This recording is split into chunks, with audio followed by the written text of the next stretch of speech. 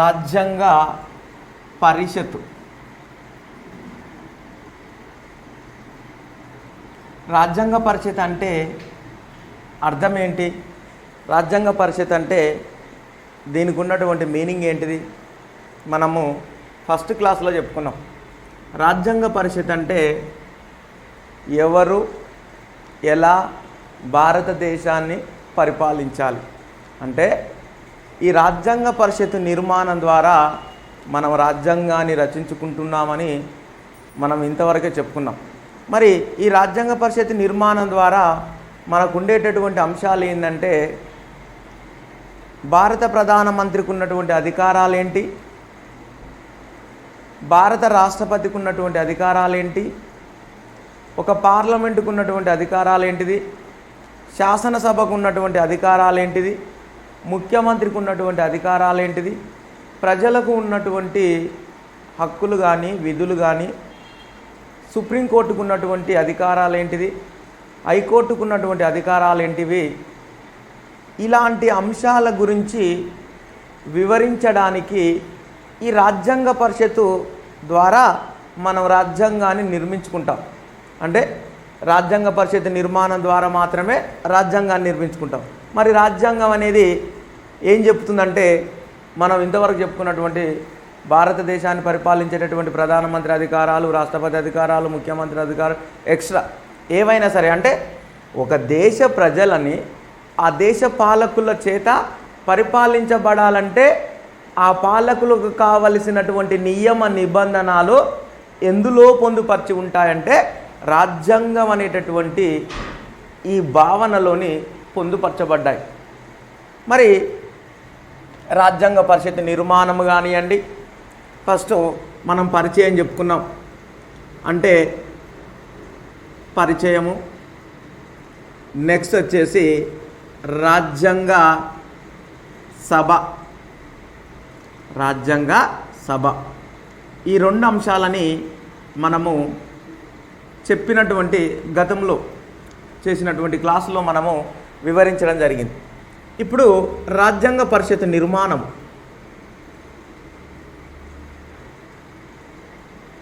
రాజ్యాంగ పరిషత్తు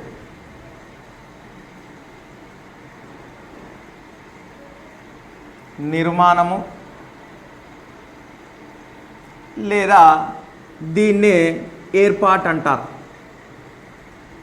దీన్నే ఏర్పాటు అంటాం. అంటే ఇక్కడ భారతదేశానికి ఒక రాజ్యాంగం కావాలి. భారతదేశానికి ఒక రాజ్యాంగం కావాలి. ఆ రాజ్యాంగాన్ని మనం ఏ విధంగా రూపొందించుకుంటాము, ఎట్లా రూపొందించుకుంటాము? మనము రాజ్యాంగ రచన చేయాలంటే మనకు కావాల్సింది ఫస్ట్ రాజ్యాంగ పరిషత్తుని ఏర్పాటు చేసుకోవాలి.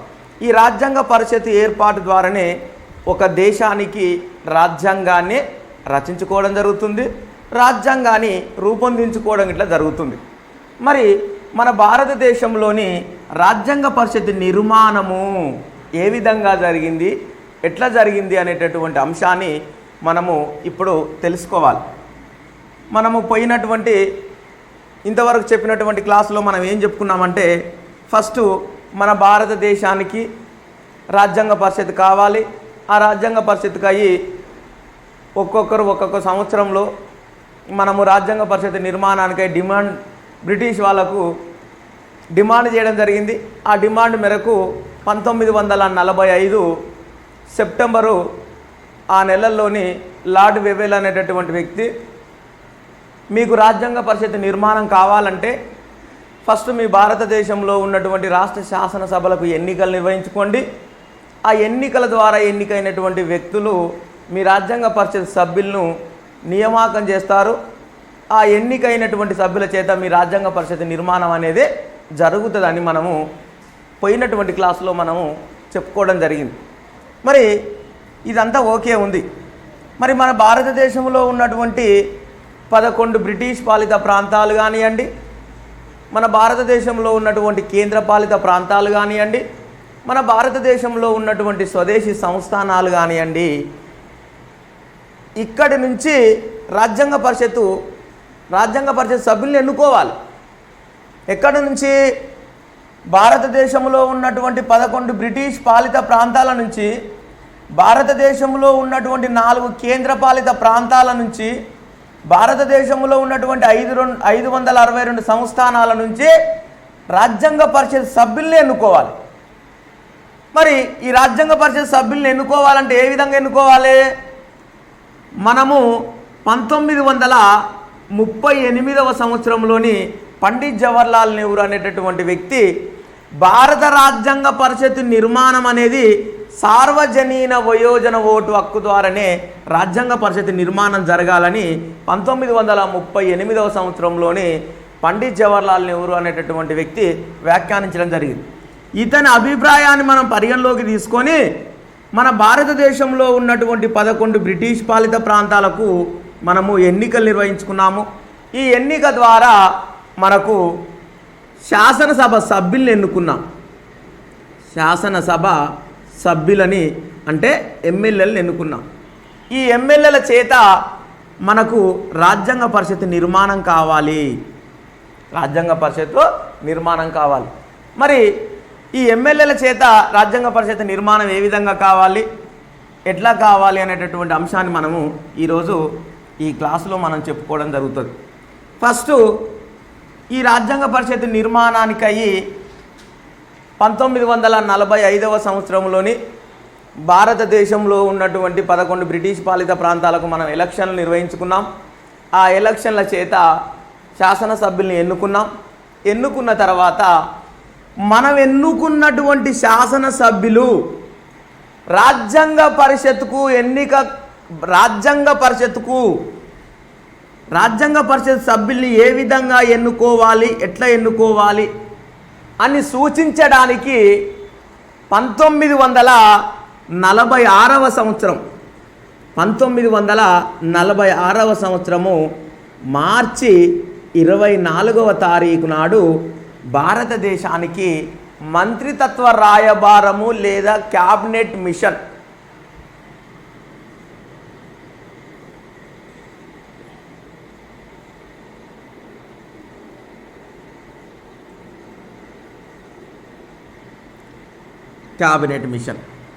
దీన్ని మరొక విధంగా ఏమంటారంటే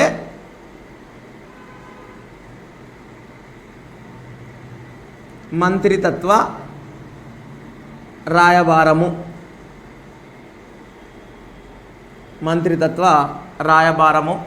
లేదా క్యాబినెట్ మిషన్ అని మనము పేర్కొనడం జరుగుతుంది. మరి ఈ మంత్రిత్వ రాయబారము లేదా క్యాబినెట్ మిషను మన భారతదేశానికి ఎందుకు సందర్శించింది, దేనికి సందర్శించింది అనేటటువంటి మనకు ఒక డౌట్ రావాలి. ఎందుకు మరి మన భారతదేశానికి ఈ క్యాబినెట్ మిషను రావడానికి కారణం ఏంటిదంటే, మన భారత రాజ్యాంగ పరిషత్ నిర్మాణము ఏ విధంగా జరగాలి, ఎట్లా జరగాలి, భారత రాజ్యాంగ పరిషత్ విధి విధానాల గురించి తెలియజేయడానికి, అంటే రాజ్యాంగ పరిషత్ నిర్మాణంలో వీళ్ళు తమ వంతు పాత్రను పోషించడం జరుగుతుంది. అంటే భారతదేశంలో ఉన్నటువంటి శాసనసభ్యుల చేత రాజ్యాంగ పరిషత్ నిర్మాణం జరగాలి. మరి శాసనసభ్యులు ఇక్కడ మనకు భారతదేశంలో ఉన్నటువంటి 11 బ్రిటిష్ పాలిత ప్రాంతాలు, 4 క్యాబినెట్, 4 కేంద్రపాలిత ప్రాంతాలని మనము కమిషనరేట్ ప్రాంతాలు అంటాము. 562 సంస్థానాలు ఉన్నాయి. ఈ 562 సంస్థానాల నుంచి 11 బ్రిటిష్ పాలిత ప్రాంతాల నుంచి 4 కేంద్రపాలిత ప్రాంతాల నుంచి రాజ్యాంగ పరిషత్తుకు సభ్యుల్ని ఏ విధంగా ఎన్నుకోవాలి అని తెలియజేయడానికి, రాజ్యాంగ పరిషత్ నిర్మాణము ఏ విధంగా ఉండాలి అని ఈ క్యాబినెట్ మిషను భారతదేశానికి సందర్శించి క్యాబినెట్ మిషన్ నిర్మాణాల్లో, అంటే క్యాబినెట్ మిషన్ అనేటటువంటిది భారత రాజ్యాంగ పరిషత్ నిర్మాణాన్ని చేయడం జరిగింది. అంటే మనకు రేపు ఎగ్జామ్లో అడిగినటువంటి పాయింట్ ఎట్లుంటుందంటే, భారతదేశంలోని రాజ్యాంగ పరిషత్ నిర్మాణం అనేది దేని ద్వారా నియామకం జరిగింది అంటే, భారతదేశంలో ఉన్నటువంటి రాజ్యాంగ పరిషత్ నిర్మాణం అనేది ఏ కమిషన్ సూచనల మేరకు నిర్మాణం జరిగిందంటే, క్యాబినెట్ మిషన్ సూచనల మేరకు రాజ్యాంగ పరిషత్ నిర్మాణం జరిగింది. క్యాబినెట్ మిషన్ని మంత్రిత్వ రాయబారం అంటాము. ఈ మంత్రితత్వ రాయబారము నియమ నిబంధనల ప్రకారమే భారతదేశంలోని రాజ్యాంగ పరిషత్ని ఏర్పాటు చేసుకున్నాము. ఈ రాజ్యాంగ పరిషత్తే భారతదేశానికి కావలసినటువంటి రాజ్యాంగ రచన చేయడంలోనే ప్రముఖ పాత్ర వహిస్తుంది. మరి ఈ క్యాబినెట్ మిషన్లో ఎంతమంది సభ్యులు ఉన్నారంటే క్యాబినెట్ మిషన్లో 3 సభ్యులు ఉన్నారు. ఈ ముగ్గురు సభ్యుల చేత రాజ్యాంగ పరిషత్ నిర్మాణం జరుగుతుంది. మరి ఈ 3 సభ్యులు ఎవరంటే ఏవి అలెగ్జాండర్,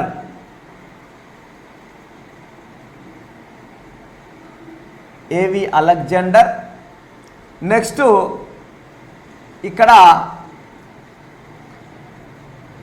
లారెన్స్, నెక్స్ట్ క్రిప్స్.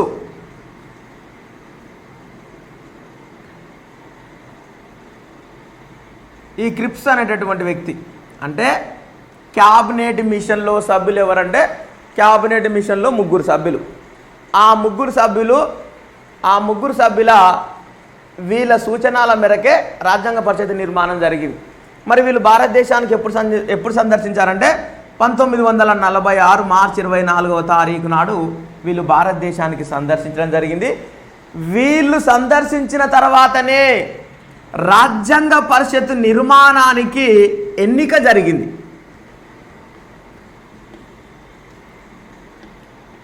క్యాబినెట్ సూచన మేరకు రాజ్యాంగ పరిషత్కు ఎన్నికలు నిర్వహించడం జరిగింది. మరి ఈ క్యాబినెట్ సూచన మేరకు రాజ్యాంగ పరిషత్కు ఎన్నికలు ఏ పద్ధతిలో నిర్వహించారు అనేటటువంటి దాన్ని మనం తెలుసుకోవాలి. క్యాబినెట్ మిషన్ భారతదేశానికి వచ్చింది. క్యాబినెట్ మిషన్ వచ్చిన తదనంతరము తర్వాత భారత రాజ్యాంగ పరిషత్కు ఎన్నికలు నిర్వహించుకోవడం జరిగింది.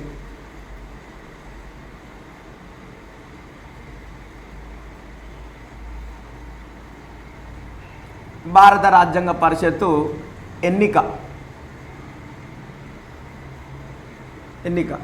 మరి భారత రాజ్యాంగ పరిషత్కు ఎప్పుడు ఎన్నికలు జరిగినవి? 1946వ సంవత్సరము జూలై ఆగస్టు మధ్య.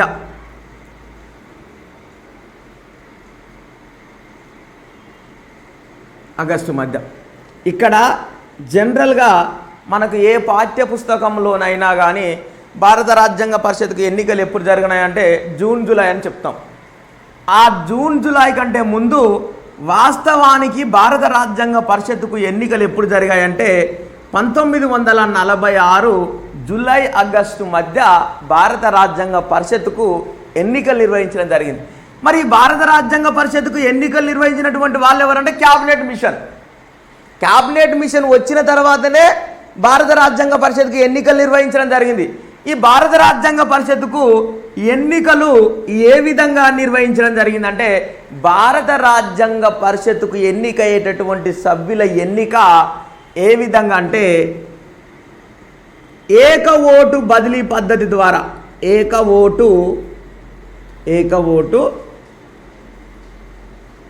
బదిలీ పద్ధతి ద్వారా మరి నైష్పాతిక పద్ధతి ద్వారా నైష్పాతిక ప్రాతినిధ్య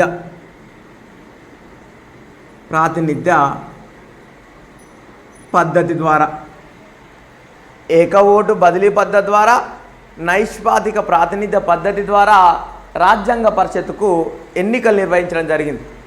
ఈ ఏక ఓటు బదిలీ పద్ధతి ద్వారా నైష్పాతిక ప్రాతినిధ్య పద్ధతి ద్వారా మాత్రమే రాజ్యాంగ పరిషత్తుకు ఎన్నికలు నిర్వహించడం జరిగింది. సార్ మరి రాజ్యాంగ పరిషత్తుకు ఇంకొక విధంగా పరోక్ష పద్ధతిలో రాజ్యాంగ పరిషత్తుకు ఎన్నికలు జరిగినాయి.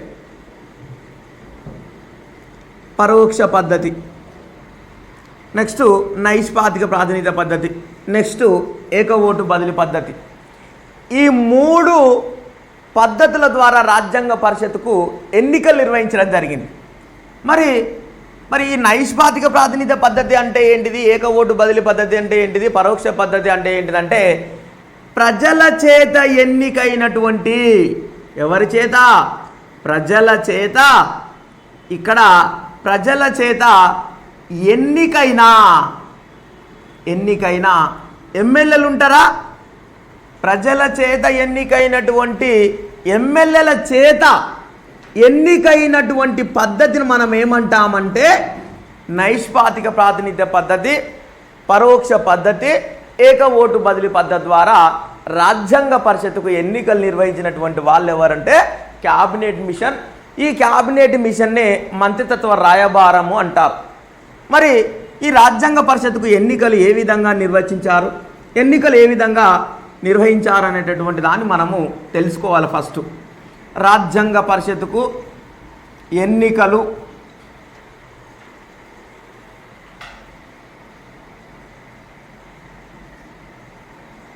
రాజ్యాంగ పరిషత్కు ఎన్నికలు ఏక ఓటు బదిలీ పద్ధతి ద్వారా, నైష్పాతిక ప్రాతినిధ్య పద్ధతి ద్వారా, పరోక్ష పద్ధతి ద్వారా, క్యాబినెట్ సూచన మేరకు 1946 జూలై ఆగస్టు మధ్యలో రాజ్యాంగ పరిషత్కు ఎన్నికలు నిర్వహించుకోవడం జరిగింది.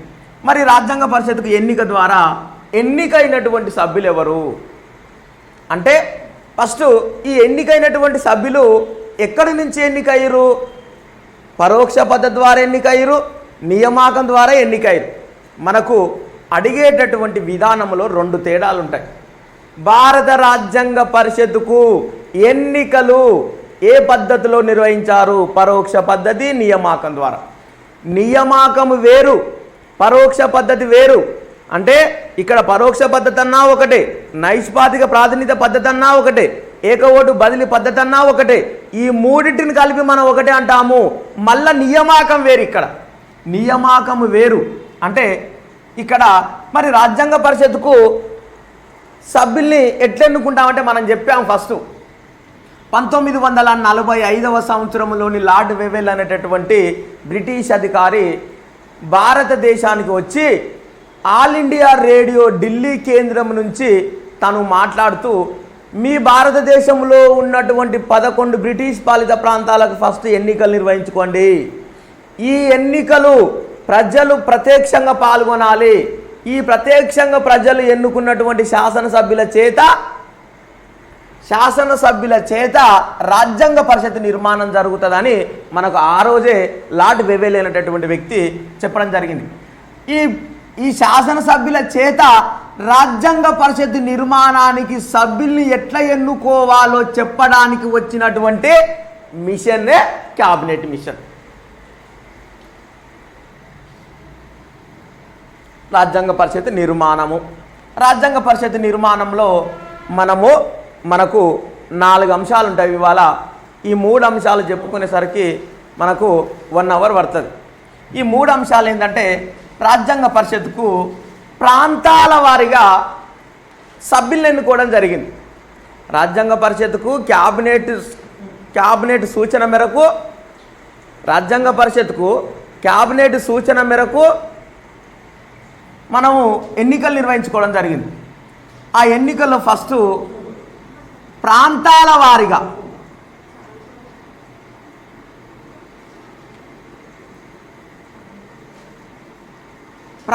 వారీగా అంటే రాజ్యాంగ పరిషత్తుకు క్యాబినెట్ సూచన మేరకు 11 బ్రిటిష్ పాలిత రాష్ట్రాల నుంచి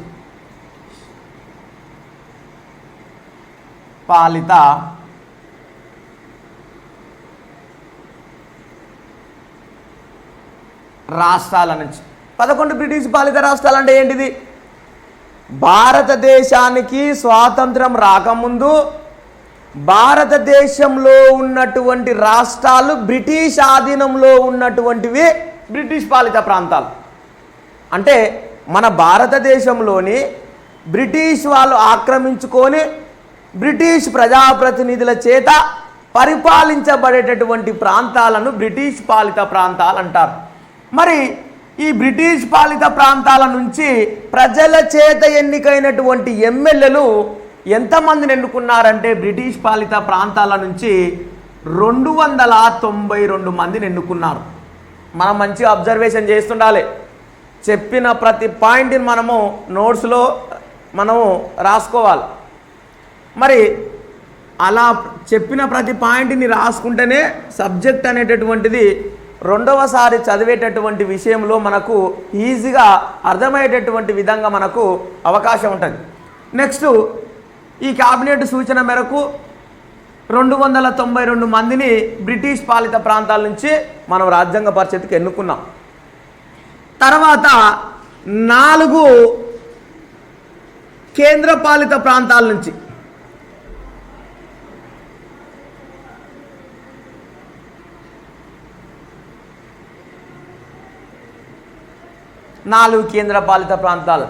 ఈ 4 కేంద్ర పాలిత ప్రాంతాలని చీఫ్ కమిషనరేట్ ప్రాంతాలు అంటారు. ఈ బ్రిటిష్ వాళ్ళ ఆధీనంలో ఉన్నటువంటి 4 కేంద్ర పాలిత ప్రాంతాలని మనం ఏమంటామంటే కమిషనరేట్ ప్రాంతాలు అంటాం. ఈ 4 కేంద్ర పాలిత ప్రాంతాల నుంచి ఎంతమంది ఎన్నికయ్యారంటే 4 ఎన్నికయ్యారు. 4 ఎన్నికయ్యారు. మరి మనము 562 సంస్థానాలు ఉన్నాయని చెప్పుకున్నాం. ఎంతమంది? 562 సంస్థానాలు. ఈ 562 సంస్థానాల నుంచి 93 మంది ఎన్నికయ్యారు. మొత్తము సభ్యుల సంఖ్య రాజ్యాంగ పరిషత్తులోని 389 మంది రాజ్యాంగ పరిషత్తుకు పరోక్షంగా ఎన్నుకున్నటువంటి సభ్యులు వీళ్ళు. అంటే ఇక్కడ మనం ఒకటి అబ్జర్వేషన్ చేస్తుండాలి.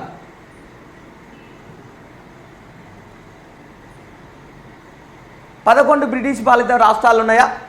ఈ 11 బ్రిటిష్ పాలిత రాష్ట్రాల నుంచి రాజ్యాంగ పరిషత్కి ఎన్నికైనటువంటి సభ్యుల సంఖ్య 292 మంది. ఈ 292 మంది ఎట్లా ఎన్నికయ్యారు? ప్రత్యక్షంగా ఎన్నికయ్యారా, పరోక్షంగా ఎన్నికయ్యారా, ఏక ఓటు బదిలీ పద్ధతి ద్వారా ఎన్నికయ్యారా, నియామకం ద్వారా ఎన్నికయ్యారా అనేటటువంటి అంశాన్ని మనం ఫస్ట్ అబ్జర్వేషన్ చేస్తుండాలి. రాజ్యాంగ పరిషత్తుకు 2 విధాలుగా ఎన్నికలు జరుగుతాయి. 2 విధాలుగా అంటే నియామకం ద్వారా రాజ్యాంగ పరిషత్తుకు సభ్యుల్ని పంపిస్తారు, పరోక్ష పద్ధతి ద్వారా రాజ్యాంగ పరిషత్తుకు సభ్యులను పంపిస్తారు. 11 బ్రిటిష్ పాలిత ప్రాంతాల నుంచి 292 మంది రాజ్యాంగ పరిషత్తుకు వీళ్ళు పరోక్ష పద్ధతిలో ఎన్నికయ్యారు. పరోక్ష పద్ధతి ద్వారా. పరోక్ష పద్ధతి అంటే ఏంటిది? పరోక్ష పద్ధతి అంటే ఏంటిది? రాష్ట్ర శాసనసభలకు ఎన్నికైనటువంటి ఎమ్మెల్యేల చేత 292 మందిని ఇక్కడ ఎమ్మెల్యేల చేత పరోక్షంగా ఎన్నుకున్నాం. బ్రిటిష్ పాలిత రాష్ట్రాల నుంచి, ఇక్కడ బ్రిటిష్ పాలిత ప్రాంతాల నుంచి, ఇక్కడ బ్రిటిష్ పాలిత రాష్ట్రాలు ఉన్నాయి. ఈ రాష్ట్రాల్లో శాసనసభ ఉంటుంది. ఈ శాసనసభలకు ఫస్ట్ మనం ఎన్నికలు నిర్వహించుకున్నాం. ఎన్నికలు నిర్వహించుకున్న తర్వాత ఇక్కడ ఎమ్మెల్యేలు ఎన్నికైతారు. ఈ ఎమ్మెల్యేల చేత రాజ్యాంగ పరిషత్కి ఎన్నికైనటువంటి సభ్యులు 292. వీళ్ళ ఎన్నిక పరోక్ష ఎన్నిక. నెక్స్ట్ ఇవి కేంద్ర పాలిత ప్రాంతాలు. కేంద్ర పాలిత ప్రాంతాలు అంటే 11 రాష్ట్రాలు ఏవైతే బ్రిటిష్ ఆధీనంలో ఉన్నావో, అంటే 11 బ్రిటిష్ పాలిత రాష్ట్రాలు బ్రిటిష్ వాళ్ళ ఆధీనంలో ఉన్నట్టే ఈ 4 కేంద్ర పాలిత ప్రాంతాలు ఇట్లా బ్రిటిష్ వాళ్ళ ఆధీనంలో ఉన్నటువంటి ప్రాంతాలే. ఈ 4 బ్రిటిష్ పాలిత ప్రాంతాల నుంచి ఎన్నికైనటువంటి 4 సభ్యుల ఎన్నిక నియామకం ద్వారా ఎన్నికైనటువంటి వాళ్ళు. నియామకం అంటే ఇక్కడ శాసనసభలు ఉండవు, రాజ్యాంగ పరిషత్తులు ఉండవు. వీళ్ళని ఈ 4 కేంద్ర పాలిత ప్రాంతాల నుంచి 4 ఎన్నికలని వీళ్ళు బ్రిటిష్ అధికారులు మాత్రమే నియమించారు. నియామకము. వీళ్ళని ఎమ్మెల్యేలు ఎన్నుకోలేదు. వీళ్ళ ప్రజల చేత ఎన్నికైనటువంటి ఎమ్మెల్యేలు వీళ్ళని ఎన్నుకోలేదు. వీళ్ళని ఓన్లీ బ్రిటిష్ అధికారులు మాత్రమే వీళ్ళని ఎన్నుకున్నారు. అలా ఎన్నికైనటువంటి వాళ్ళు బ్రిటిష్ కేంద్ర పాలిత ప్రాంతాల నుంచి 4 ఎన్నికయ్యారు. మరి ఈ 562 సంస్థానాల నుంచి 93 మంది ఎన్నికయ్యారు. ఈ ఎన్నిక ఏ విధంగా జరిగిందంటే ఇది గిట్లా నియామకం ద్వారానే ఎన్నిక జరిగింది. ప్రాంతాల వారీగా రాజ్యాంగ పరిషత్కు జరిగినటువంటి ఎన్నికల్లో ఒక బ్రిటిష్ పాలిత రాష్ట్రాల నుంచి మాత్రమే పరోక్ష పద్ధతిలో ఎన్నికయ్యారు 292 మంది. నెక్స్ట్ 4 నియామకం ద్వారా, నెక్స్ట్ 562 మంది నియామకం ద్వారా ఎన్నికయ్యారు. మరి ఈ 562 ఈ స్వదేశీ సంస్థానాలు ఉన్నాయి కదా, ఈ స్వదేశీ సంస్థానాలను పరిపాలించేటటువంటి జమీందారులు కానివ్వండి, రాజులు కానివ్వండి, వీళ్లకు ఆ స్వదేశీ సంస్థానాల్లో ఎవరైతే మేధావులు ఉన్నారో, ఎవరైతే చదువుకున్నటువంటి వాళ్ళు ఉన్నారో, ఎవరైతే సొసైటీ మీద అవగాహన కలిగి ఉన్నారో, ఎవరైతే పాండిత్యులు ఉన్నారో, అంటే ఎవరైతే అనుభవం ఉన్నటువంటి వ్యక్తులని ఈ స్వదేశీ సంస్థానాన్ని పరిపాలించేటటువంటి జమీందారులు మీరు రాజ్యాంగ పరిషత్తుకు వెళ్ళండి, మీరు రాజ్యాంగ పరిషత్తుకు వెళ్ళి స్వదేశీ సంస్థానాల తరపుకెళ్ళి మీరు రాజ్యాంగ పరిషత్తులో ప్రాతినిధ్యం వహించండి అంటే వాళ్ళు చెప్పడం వల్ల రాజ్యాంగ పరిషత్తులో స్వదేశీ సంస్థానాలకు ప్రాతినిధ్యం వహించినటువంటి వాళ్ళు ఇక్కడ స్వదేశీ సంస్థానాల సభ్యులు. అంటే జమీందారి చెప్పడం వల్ల రాజ్యాంగ పరిషత్తుకు వచ్చి స్వదేశీ సంస్థానాలకు ప్రాతినిధ్యం వహించినటువంటి సభ్యుల సంఖ్య 93. అంటే ఫస్ట్ క్యాబినెట్ కమిషన్ సూచన మేరకు రాజ్యాంగ పరిషత్తుకు ప్రాంతాల వారీగా ఎన్నికైనటువంటి సభ్యుల సంఖ్య 389. ఇంకొక విధంగా ఇట్లా అడుగుతారు ఫ్రెండ్స్, మనల్ని ఏమని అడుగుతారంటే ఎగ్జామ్లో అడుగుతారు, దేశ విభజన జరగకంటే పూర్వము రాజ్యాంగ పరిషత్తుకి ఎన్నికైనటువంటి సభ్యుల సంఖ్య 389. అంటే రాజ్యాంగ పరిషత్తుకు ప్రాంతాల వారీగా ఎన్నికైనప్పుడు ఇక్కడ దేశాన్ని విభజించలేదు. ఇది దేశ విభజన జరగక ముందు రాజ్యాంగ పరిషత్తుకి ఎన్నికైనటువంటి సభ్యుల సంఖ్య 389. అంటే దేశం ఎప్పుడు విభజించింది? 1947 ఆగస్టు 14 నాడు పాకిస్తాన్కు స్వాతంత్రం వచ్చింది. ఆగస్టు 15 నాడు మనకు భారతదేశానికి స్వాతంత్రం వచ్చింది. ఇది స్వాతంత్రం రాకముందు భారత రాజ్యాంగ పరిషత్తుకు ఎన్నికైనటువంటి సభ్యుల సంఖ్య 389. మరి ఈ 389 సభ్యుల సంఖ్య దేశ విభజన అనంతరము సభ్యుల సంఖ్య తగ్గిందండి. ఎంత తగ్గిందంటే 389 మందిలో 299 మంది అసలు సిసలైనటువంటి భారత రాజ్యాంగ పరిషత్తులో సభ్యత్వం పొందినటువంటి వ్యక్తులు ఎంతమంది అంటే 389 మందిలో 299 మంది మాత్రమే భారత రాజ్యాంగ పరిషత్తులో సభ్యత్వం పొందినటువంటి వ్యక్తులు. మరి మిగతా 90 మంది ఎక్కడ పోయారు సార్ అంటే దేశ విభజన జరిగిన తర్వాత ఈ 299 మంది భారత రాజ్యాంగ పరిషత్తులో ఏ విధంగా అయితే సభ్యత్వం పొంది భారత రాజ్యాంగ రచనకు పూనుకున్నారో 90 మంది పాకిస్తాన్ రాజ్యాంగ పరిషత్తులో సభ్యత్వాలు పొందారు. ఈ 299 మంది దేశ విభజనంతరము 299 మంది భారత రాజ్యాంగ రచనకు రాజ్యాంగ పరిషత్కి ఏ విధంగా అయితే ఎన్నికయ్యారో ఈ 90 మంది అనేటటువంటి వ్యక్తులు పాకిస్తాన్ రాజ్యాంగ పరిషత్తులో అక్కడ రాజ్యాంగ రచనకు ఎన్నికైనటువంటి సభ్యుల సంఖ్య ఇక్కడ.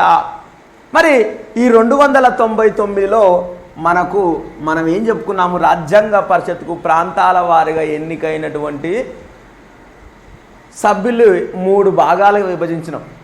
ఎన్ని భాగాలు? 3 భాగాలు. రాజ్యాంగ పరిషత్కి ఎన్నిక 11 బ్రిటిష్ పాలిత ప్రాంతాల నుంచి ఎన్నికైనటువంటి వాళ్ళు ఉన్నారు, 4 కేంద్ర పాలిత ప్రాంతాల నుంచి ఎన్నికైనటువంటి వాళ్ళు ఉన్నారు, 562 సంస్థానాల నుంచి ఎన్నికైనటువంటి వాళ్ళు ఉన్నారు. ఇది రాజ్యాంగ పరిషత్కి ఎన్నిక.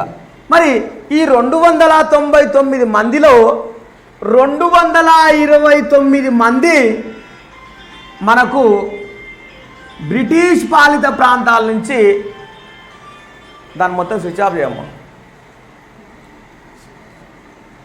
ఈ 229 మంది ఇక్కడ బ్రిటిష్ పాలిత ప్రాంతాల నుంచి ఎన్నికైనటువంటి వాళ్ళు. 299 మంది. దేశ విభజన తర్వాత, దేశ విభజన కంటే పూర్వము 389 మంది. ఇది దేశ విభజన జరగకముందు, ఇది దేశ విభజన జరిగిన తర్వాత. ఈ 299 మందిలో 229 మంది బ్రిటిష్ పాలిత ప్రాంతాల నుంచి ఎన్నికైనటువంటి వాళ్ళు. మిగతా 70 మంది స్వదేశీ సంస్థానాల నుంచి ఎన్నికైనటువంటి వాళ్ళు. ఈ 229 మంది 70 మంది మొత్తము 299 మంది భారత రాజ్యాంగ పరిషత్తులో దేశ విభజన అనంతరము రాజ్యాంగ పరిషత్తులో సభ్యుల సంఖ్య ఇది.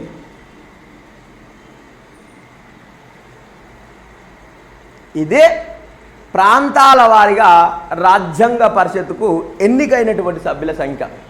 మనకు ఎగ్జామ్ ఆఫ్ పాయింట్లో మనము ఎగ్జామ్లో అడిగేటప్పుడు వాళ్ళు రాజ్యాంగ పరిషత్తుకు దేశ విభజన అనంతరము ఎన్నికైనటువంటి సభ్యుల సంఖ్య 299 మంది. ఈ 299 మంది ఎట్లా ఎన్నికయ్యారు? 299 మందిలో 229 మంది బ్రిటిష్ పాలిత ప్రాంతాల నుంచి ఎన్నికయ్యారు. 229 మందిలో 70 మంది స్వదేశీ సంస్థానాల నుంచి ఎన్నికయ్యారు. అంటే 93 మందిలో 70 మంది మాత్రమే ఎన్నికయ్యారు. మిగతా వ్యక్తులు పాకిస్తాన్ రాజ్యాంగ రచనలో భాగంలో పాల్గొన్నారు.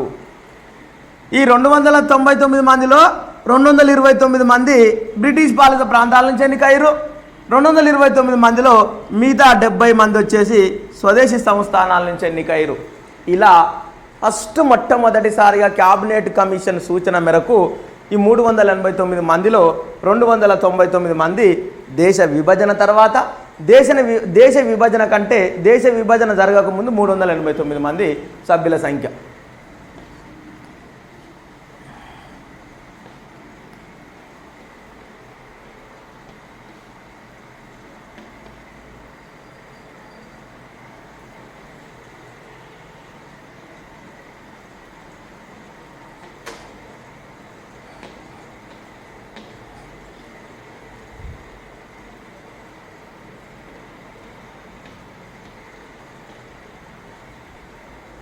నెక్స్ట్ రాజకీయ పార్టీల వారిగా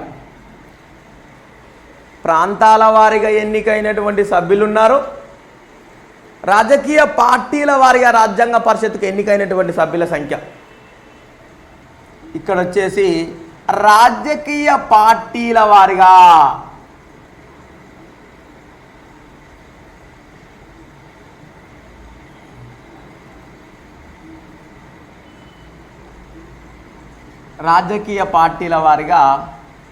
రాజ్యాంగ పరిషత్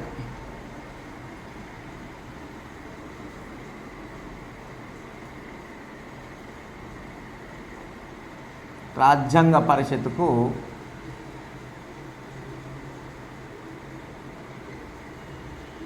ఎన్నికైన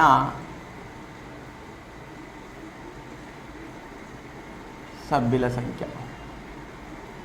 ప్రాంతాల వారిగా ఎన్నికైనటువంటి సభ్యుల సంఖ్య వేరు, రాజకీయ పార్టీల వారిగా ఎన్నికైనటువంటి సభ్యుల సంఖ్య వేరు. మరి రాజకీయ పార్టీల వారిగా రాజ్యాంగ పరిషత్తుకి ఎన్నికైనటువంటి రాజకీయ పార్టీల స్థానాలు ఎన్నికైన రాజ్యాంగ పరిషత్ కంటే రాజ్యాంగ పరిషత్తులోని భారత రాజకీయ పార్టీ 202 స్థానాలు రాజ్యాంగ పరిషత్తులో జాతీయ కాంగ్రెస్ పార్టీ సాధించినటువంటి స్థానాలు 202. అంటే భారత జాతీయ కాంగ్రెస్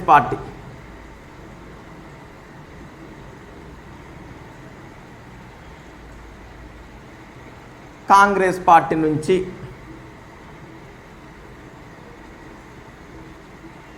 ఎన్నికైన సభ్యులు.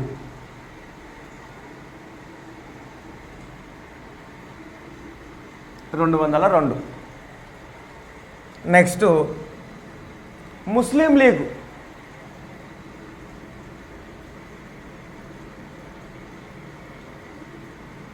ముస్లిం లీగ్ నుంచి 73 మంది. నెక్స్ట్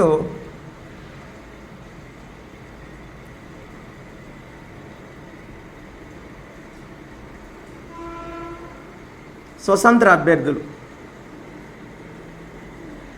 7. నెక్స్ట్ యూనియనిస్టు మహమ్మదీలు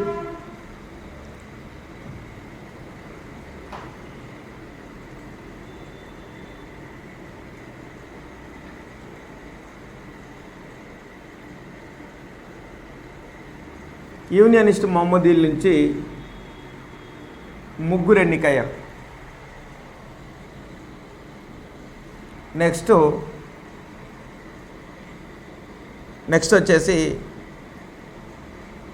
ఇండియన్ క్రిస్టియన్లు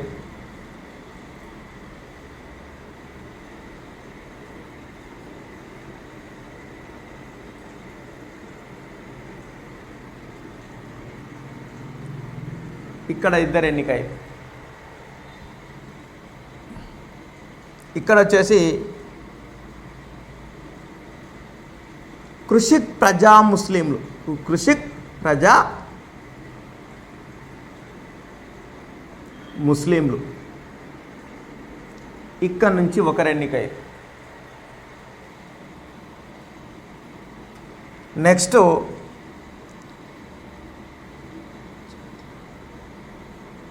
జాతీయ షెడ్యూల్ తెగలవారు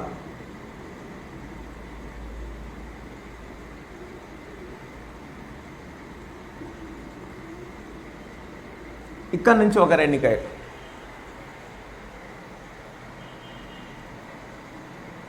నెక్స్ట్ వచ్చేసి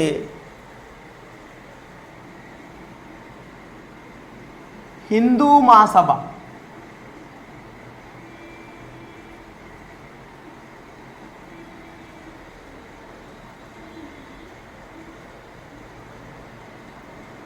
ఇక్కడ నుంచి 1 ఎన్నికయ్యారు.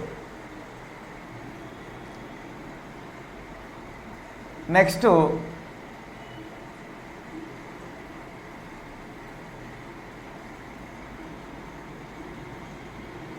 ఆంగ్లో ఇండియన్లు ఇక్కడ నుంచి 1 ఎన్నికయ్యారు. నెక్స్ట్ ఇక్కడ నుంచి కమ్యూనిస్టులు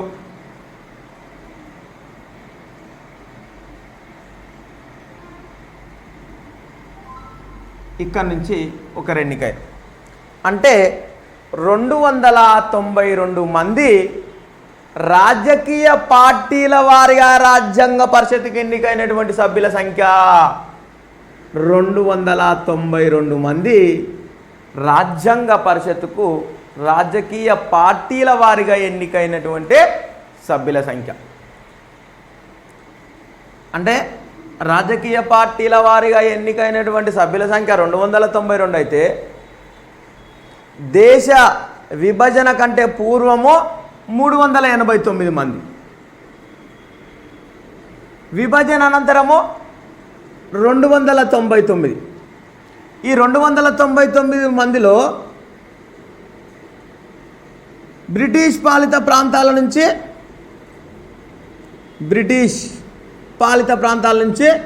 229 మంది, స్వదేశీ సంస్థానాల నుంచి 70 మంది, మొత్తము 299 మంది. దేశ విభజన జరగకముందు 389 మంది, విభజన జరిగిన తర్వాత 299 మందిలో 229 మంది బ్రిటిష్ పాలిత ప్రాంతాల నుంచి, 70 మంది స్వదేశీ సంస్థానాల నుంచి 299. రాజకీయ పార్టీల వారిగా రాజ్యాంగ పరిషత్తుకి ఎన్నికైనటువంటి సభ్యుల సంఖ్య 292. ఇలా రాజకీయ పార్టీల వారిగా ఇంతమందిని ఎన్నుకోండి, ఇలా ఎన్నిక జరగాలి అని రాజ్యాంగ పరిషత్తుకు ఈ ఎన్నిక చూపించినటువంటి వాళ్ళు ఎవరంటే క్యాబినెట్ మిషన్. మీరు ఒకటే బండ గుర్తుపెట్టుకోవాలి, రాజ్యాంగ పరిషత్తు నిర్మాణము ఏ సూచన మేరకు జరిగిందంటే క్యాబినెట్ సూచన మేరకు. వాళ్ళు ఏ విధంగా ఫలానా వ్యక్తిని ఈ విధంగా ఎన్నుకోవాలి, ఈ బ్రిటిష్ పాలిత ప్రాంతాల నుంచి ఇంతమందిని ఎన్నుకోవాలి, ఈ కేంద్ర పాలిత ప్రాంతాల నుంచి ఇంతమందిని ఎన్నుకోవాలి, ఈ 562 సంస్థానాల నుంచి ఇంతమందిని ఎన్నుకోవాలి, రాజకీయ పార్టీల వారిగా ఇంతమందిని ఎన్నుకోవాలి. అలా రాజ్యాంగ పరిషత్ నిర్మాణము ఎట్లా జరగాలి అని చూపించడానికి వచ్చినటువంటి వాళ్ళు ఎవరంటే క్యాబినెట్ మిషను. 1946 మార్చి 24వ తారీఖు నాడు భారతదేశానికి క్యాబినెట్ మిషన్ రావడం జరిగింది.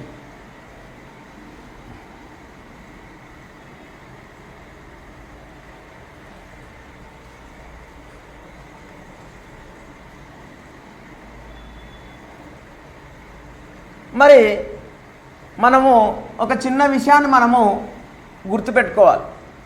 ఏంటిదంటే దేశ విభజన జరగకముందు, దేశ విభజన జరిగిన తర్వాత చెప్పినటువంటి సంఖ్య, అది మనం ఎట్లా చెప్పినాం, అది మనకు ఎట్లా నోటెడ్ అయిందని నేను ఆశిస్తున్నా.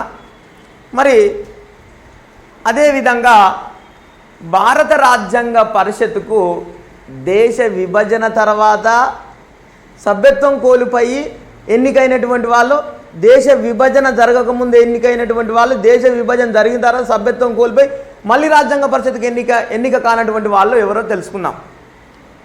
ఇక్కడ మనకు రాజ్యాంగ పరిషత్తుకు ఇక్కడ భారత రాజ్యాంగ పరిషత్ ఎన్నికల్లో ఓటమి పాలు చెంది రాజ్యాంగ పరిషత్తుకి ఎన్నికైనటువంటి ఒకే ఒక వ్యక్తి శ్యామ్ ప్రసాద్ ముఖర్జీ. అంటే ఇక్కడ రాజ్యాంగ పరిషత్తుకు రాజ్యాంగ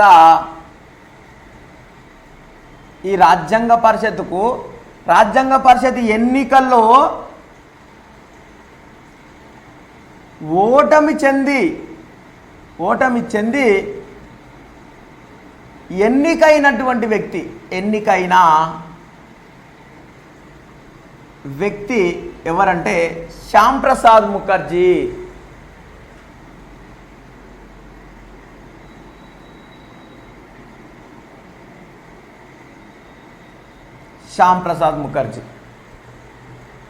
దేశ విభజన అనంతరము రాజ్యాంగ పరిషత్తుకి ఎన్నికైనటువంటి డాక్టర్ బిఆర్ అంబేద్కర్ దేశ విభజన కంటే పూర్వం,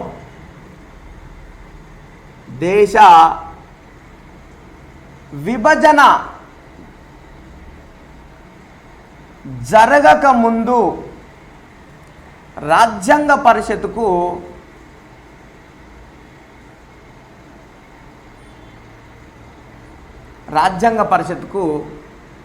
బెంగాల్ నుంచి ఎన్నికైనటువంటి వ్యక్తి అంబేద్కర్. బెంగాల్ నుంచి అంటే తూర్పు బెంగాల్ నుంచి రాజ్యాంగ పరిషత్తుకు ఎన్నికైండు. దేశ విభజన తర్వాత ఈ తూర్పు బెంగాల్ అనేటటువంటి ప్రాంతము పాకిస్తాన్కి వెళ్ళిపోయిన తర్వాత రాజ్యాంగ పరిషత్తులో సభ్యత్వం కోల్పోయినటువంటి వ్యక్తి డాక్టర్ బిఆర్ అంబేద్కర్. మరి దేశ విభజన జరగకముందు బెంగాల్ నుంచి ఎన్నికైనటువంటి డాక్టర్ బిఆర్ అంబేద్కర్ దేశ విభజన తర్వాత తన సభ్యత్వాన్ని కోల్పోయిన తర్వాత మహారాష్ట్ర లేదా ముంబైలో దేశ విభజన తర్వాత రాజ్యాంగ పరిషత్కి ఎన్నికైనటువంటి ఎంఆర్ జయాకర్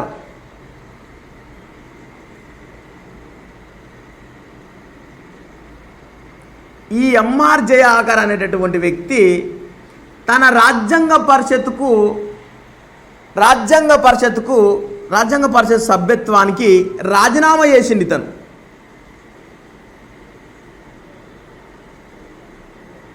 రాజీనామా అంటే దేశ విభజన జరగకముందు రాజ్యాంగ పరిషత్తుకు ముంబై నుంచి ఎన్నికైనటువంటి వ్యక్తి ఎంఆర్ జయాకర్. ఇక్కడ మనకు కన్ఫ్యూజ్ చేసి అడుగుతారు క్వశ్చన్లు. దేశ విభజనకు పూర్వము రాజ్యాంగ పరిషత్తుకి ఎన్నికైనటువంటి వ్యక్తి ఎంఆర్ జయాకర్. దేశ విభజన జరగకముందు రాజ్యాంగ పరిషత్తుకి ఎన్నికైనటువంటి వ్యక్తి అంబేద్కర్. ఇక్కడ మనం రెండు గుర్తుపెట్టుకోవాలి. ఈ వ్యక్తి ముంబై నుంచి ఎన్నికైండు. ఎప్పుడు? విభజన కంటే ముందు. అయిన తర్వాత ఈ ముంబై నుంచి ఎన్నికైనటువంటి ఎంఆర్ జయాకర్ అనేటువంటి వ్యక్తి తన సభ్యత్వానికి రాజీనామా చేసిన తర్వాత ఇక్కడ రాజ్యాంగ పరిషత్తు స్థానం ఒకటి ఖాళీ ఉంది. ఈ రాజ్యాంగ పరిషత్ స్థానం ఖాళీ ఉండడం వల్ల ఇక్కడ నుంచి ఇతని ప్లేస్ ఏదైతే స్థానం ఉందో ఈ ప్లేస్ని భర్తీ చేయడానికి దేశ విభజన జరగక ముందు బెంగాల్ నుంచి ఎన్నికైనటువంటి అంబేద్కరు తన సభ్యత్వాన్ని కోల్పోయిన తర్వాత ఉత్తగానే ఇంట్లో కూర్చున్నాడు. ఇంట్లో కూర్చుంటే అంబేద్కర్ కొంచెం మేధావి కదా, చదువుకున్నటువంటి వ్యక్తి కదా, భారతదేశంలో ఉన్నటువంటి బడుగు బలహీన వర్గాల నుంచి కొట్లాడేటటువంటి ఏకైక వ్యక్తి అంబేద్కరు. అలా అంబేద్కరు సభ్యత్వాన్ని కోల్పోతే రాజ్యాంగ పరిషత్తులో ఏదో లోటు ఉన్నట్టు ఉంది, ఆ మేధావిని మనం ఇంటి దగ్గర కూర్చోబెట్టడం కరెక్ట్ కాదు, మరి రాజ్యాంగ పరిషత్కి ఎట్టి పరిస్థితుల్లోనైనా ఈ అంబేద్కర్ని ఎన్నుకోవాలనేటువంటి ఈ ఆలోచన ఈ 299 మందిలో ఈ 299 మందికి ఆలోచన వచ్చిన తర్వాత పలానా ప్లేస్ మాత్రం రాజ్యాంగ పరిషత్కు ఎంఆర్ చేయగలిగినటువంటి వ్యక్తి రాజ్యాంగ పరిషత్కి ఎన్నికైండు. తన అవసరాల రీత్యా ఏదో పని ఉండడం వల్ల ఆయన తన సభ్యత్వానికి రాజీనామా చేసుకున్నాడు. ఆ రాజీనామా చేసుకున్నటువంటి ముంబై అనేటటువంటి ప్లేసు రాజ్యాంగ పరిషత్ స్థానానికి ఖాళీగా ఉంది. అక్కడి నుంచి మనము అంబేద్కర్ని ఎన్నుకున్నామని వీళ్ళు ముంబై నుంచి దేశ విభజన తర్వాత అంబేద్కర్ని ముంబై నుంచి రాజ్యాంగ పరిషత్కి ఎన్నుకున్నారు. నెక్స్ట్ ఇక్కడ దేశ విభజన జరిగిన తర్వాత రాజ్యాంగ పరిషత్ సభ్యత్వాన్ని కోల్పోయినటువంటి ఏకైక కమ్యూనిస్టు సిద్ధాంతవాది ఎవరంటే సోమనాథ్ లాహిరి. దేశ విభజన అనంతరము రాజ్యాంగ పరిషత్తు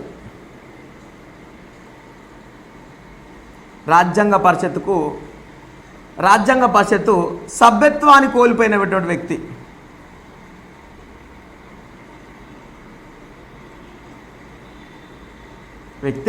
సోమనాథ్ లాహిరి.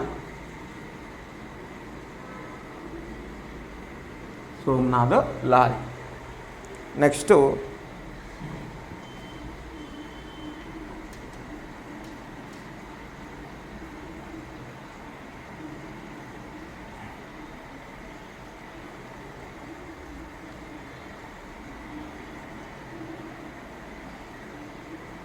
ఇక్కడ రాజ్యాంగ పరిషత్కి ఎన్నికైనటువంటి కేంద్రపాలిత ప్రాంతాల నుంచి 4 కేంద్రపాలిత ప్రాంతాల నుంచి 4 ఎన్నికైనామని చెప్పినాం.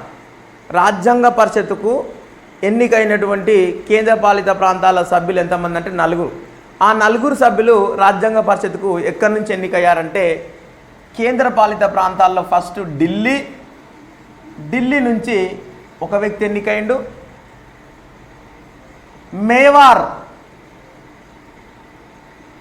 మేవార్ నుంచి ఒక వ్యక్తి ఎన్నికయ్యారు.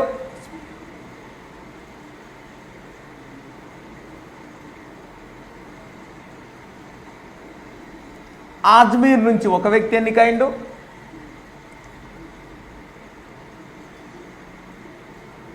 కూర్గు నుంచి ఒక వ్యక్తి ఎన్నికైండు. అంటే 4 బ్రిటిష్ కేంద్రపాలిత ప్రాంతాలు లేదా 4 చీఫ్ కమిషనరేట్ ప్రాంతాల నుంచి రాజ్యాంగ పరిషత్కి ఎన్నికైనటువంటి సభ్యుల సంఖ్య 4. ఢిల్లీ నుంచి ఒకరు ఎన్నికయ్యారు, మేవార్ నుంచి ఒకరు ఎన్నికయ్యారు, ఆజ్మీర్ నుంచి ఒకరు ఎన్నికయ్యారు, కూర్గు నుంచి ఒకరు ఎన్నికయ్యారు.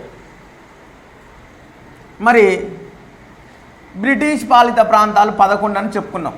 మరి ఆ 11 ప్రాంతాల నుంచి రాజ్యాంగ పరిషత్తుకు ఎన్నికైనటువంటి సభ్యులు ఇట్లా మనం ఒకసారి చర్చించుకుంటే అది మనకి సులభతరమైనటువంటి పద్ధతిలో మనము చెప్పినటువంటి పాఠాన్ని మనం అవగాహన చేసుకోవడానికి ఆస్కారం అనేది ఉంటుంది. మరి ఇక్కడ ప్రాంతాల వారీగా బ్రిటిష్ పాలిత ప్రాంతాల వారీగా రాజ్యాంగ పరిషత్కి ఎన్నికైనటువంటి సభ్యులు వచ్చారు. రాజకీయ పార్టీల వారీగా రాజ్యాంగ పరిషత్కి ఎన్నికైనటువంటి సభ్యులు వచ్చారు. కేంద్రపాలిత ప్రాంతాల వారీగా రాజ్యాంగ పరిషత్కి ఎన్నికైనటువంటి సభ్యులు వచ్చారు. ఇప్పుడు మనకు రావలసినటువంటి వాళ్ళు ఎవరంటే బ్రిటిష్ పాలిత ప్రాంతాల నుంచి ఎన్నికైనటువంటి సభ్యులు ఇప్పుడు మనకు రావాలి.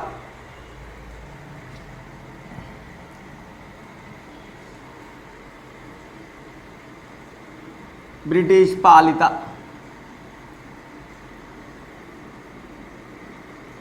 రాష్ట్రాల నుంచి ఎన్నికైన సభ్యులు.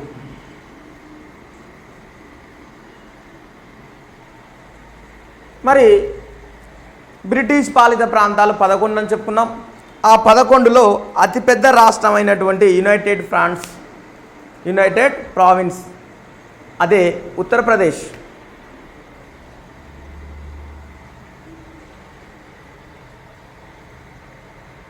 ఉత్తరప్రదేశ్ నుంచి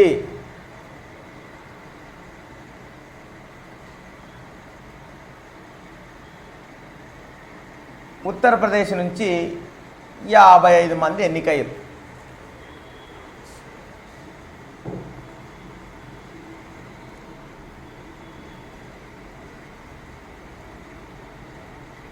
ప్రావిన్స్.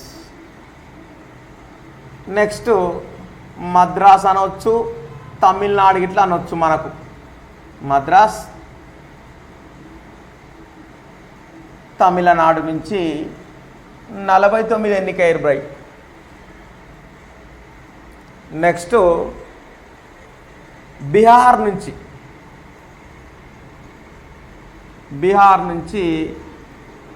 36 మంది ఎన్నికయ్యారు. నెక్స్ట్ బాంబే నుంచి 21 మంది ఎన్నికయ్యారు.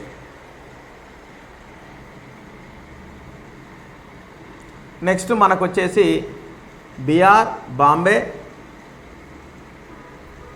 నెక్స్ట్ ఈస్ట్ పంజాబ్,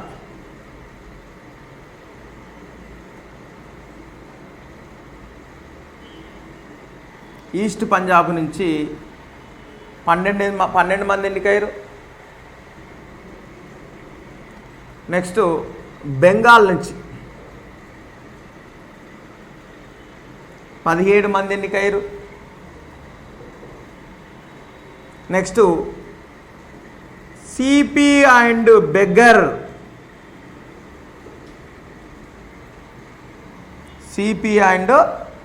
నుంచి బెంగాల్ నుంచి 19 మంది ఎన్నికయ్యారు. సిపి అండ్ బెగ్గర్ నుంచి 17 మంది ఎన్నికయ్యారు. నెక్స్ట్ ఒరిస్సా నుంచి 9 మంది ఎన్నికయ్యారు. నెక్స్ట్ అస్సాం నుంచి 8 మంది ఎన్నికయ్యారు. మనం చెప్పుకున్నటువంటి ఢిల్లీ కేంద్రపాలిత ప్రాంతాలు గిట్ట ఇందులోనే ఇంక్లూడింగ్ వస్తాయి. ఢిల్లీ నుంచి 1 ఎన్నికయ్యారు. అజ్మీర్, మేవార్ 1 ఎన్నికయ్యారు. కూర్గు నుంచి 1 ఎన్నికయ్యారు. మొత్తము 292 మంది ఎన్నికయ్యారు. ఈ 292 మంది మనకు ఒక దగ్గర వచ్చారు. మనం గుర్తుపట్టాలపై వాళ్ళు ఎక్కడి నుంచి ఎన్నికయ్యారంటే రాజకీయ పార్టీల వారి నుంచి గిట్లా మనకు 292 మంది వచ్చారు. బ్రిటిష్ పాలిత ప్రాంతాల నుంచి గిట్లా 292 మంది వచ్చారు. మరి ఇక్కడ స్వదేశీ సంస్థానాల నుంచి ఎంతమంది ఎన్నికయ్యారంటే 70 మంది ఎన్నికయ్యారు. 70 మంది ఎన్నికయ్యారు. సార్ మరి ఈ 292 మంది, 72 మంది, 229 మంది, 389 మంది దేనికి దానికి విభజించుకున్న తర్వాత దేశ విభజన అనంతరము పాకిస్తాన్కి చెందేటటువంటి పాకిస్తాన్ పోయినాయి. ఇండియాకు వచ్చేటటువంటి ప్రాంతాల నుంచి ఎన్నికైనటువంటి మొత్తం సభ్యుల సంఖ్య, ఇక్కడ బ్రిటిష్ పాలిత ప్రాంతాల నుంచి ఎన్నికైనటువంటి సభ్యుల సంఖ్య మనకు 229 మంది అండి. 229 మంది మనకు కేంద్ర పాలిత ప్రాంత స్వదేశీ సంస్థానాల నుంచి 70 మంది, మనకు రాజకీయ పార్టీల నుంచి 292 మంది. ఇది అండి, ఏదో అనుకోకుండా పొరపాటున 292 అని రాశాను. ఇది 229 మంది, ఇది 70 మంది, 299 మంది. ఈ స్వదేశీ సంస్థానాల నుంచి 70 మంది అంటే మినిమము 562 సంస్థానాల్లో కొన్ని సంస్థానాలు పాకిస్తాన్ వంగ మిగిలిన సంస్థానాల నుంచి ఎన్నికైనటువంటి వాళ్ళు అది రాయాలంటే ఈ బోర్డు గిట్లా పట్టదు. మనము సింపుల్గా చెప్పుకోవాలంటే 70 మంది స్వదేశీ సంస్థానాల నుంచి, 229 మంది బ్రిటిష్ పాలిత రాష్ట్రాల నుంచి, రాజకీయ పార్టీల నుంచి 292 మంది, ఇలా రాజ్యాంగ పరిషత్తుకు ఎన్నికైనటువంటి సభ్యుల సంఖ్య ఈ విధంగా ఎన్నిక కావడం జరిగింది. రాజ్యాంగ పరిషత్తు రాజ్యాంగ పరిషత్ అంటే అర్థం ఏంటి? రాజ్యాంగ పరిషత్ అంటే దీనికి ఉన్నటువంటి మీనింగ్ ఏంటిది? మనము ఫస్ట్ క్లాస్లో చెప్పుకున్నాం. రాజ్యాంగ పరిషత్ అంటే ఎవరు ఎలా భారతదేశాన్ని పరిపాలించాలి అంటే ఈ రాజ్యాంగ పరిషత్ నిర్మాణం ద్వారా మనం రాజ్యాంగాన్ని రచించుకుంటున్నామని మనం ఇంతవరకే చెప్పుకున్నాం. మరి ఈ రాజ్యాంగ పరిషత్ నిర్మాణం ద్వారా మనకు ఉండేటటువంటి అంశాలు ఏంటంటే భారత ప్రధానమంత్రికి ఉన్నటువంటి అధికారాలు ఏంటి, భారత రాష్ట్రపతికి ఉన్నటువంటి అధికారాలు ఏంటి, ఒక పార్లమెంటుకు ఉన్నటువంటి అధికారాలు ఏంటిది, శాసనసభకు ఉన్నటువంటి అధికారాలు ఏంటిది, ముఖ్యమంత్రికి ఉన్నటువంటి అధికారాలు ఏంటిది, ప్రజలకు ఉన్నటువంటి హక్కులు కానీ విధులు కానీ, సుప్రీంకోర్టుకు ఉన్నటువంటి అధికారాలు ఏంటిది, హైకోర్టుకు ఉన్నటువంటి అధికారాలు ఏంటివి, ఇలాంటి అంశాల గురించి వివరించడానికి ఈ రాజ్యాంగ పరిషత్తు ద్వారా మనం రాజ్యాంగాన్ని నిర్మించుకుంటాం. అంటే రాజ్యాంగ పరిషత్ నిర్మాణం ద్వారా మాత్రమే రాజ్యాంగాన్ని నిర్మించుకుంటాం. మరి రాజ్యాంగం అనేది ఏం చెప్తుందంటే మనం ఇంతవరకు చెప్పుకున్నటువంటి భారతదేశాన్ని పరిపాలించేటటువంటి ప్రధానమంత్రి అధికారాలు, రాష్ట్రపతి అధికారాలు, ముఖ్యమంత్రి అధికారాలు ఎక్స్ట్రా ఏవైనా సరే అంటే ఒక దేశ ప్రజలని ఆ దేశ పాలకుల చేత పరిపాలించబడాలంటే ఆ పాలకులకు కావలసినటువంటి నియమ నిబంధనలు ఎందులో పొందుపరిచి ఉంటాయంటే రాజ్యాంగం అనేటటువంటి ఈ భావనలోని పొందుపరచబడ్డాయి. మరి రాజ్యాంగ పరిషత్ నిర్మాణం కానివ్వండి, ఫస్ట్ మనం పరిచయం చెప్పుకున్నాం. అంటే పరిచయము, నెక్స్ట్ వచ్చేసి రాజ్యాంగ సభ. రాజ్యాంగ సభ ఈ రెండు అంశాలని మనము చెప్పినటువంటి గతంలో చేసినటువంటి క్లాసులో మనము వివరించడం జరిగింది. ఇప్పుడు రాజ్యాంగ పరిషత్ నిర్మాణం,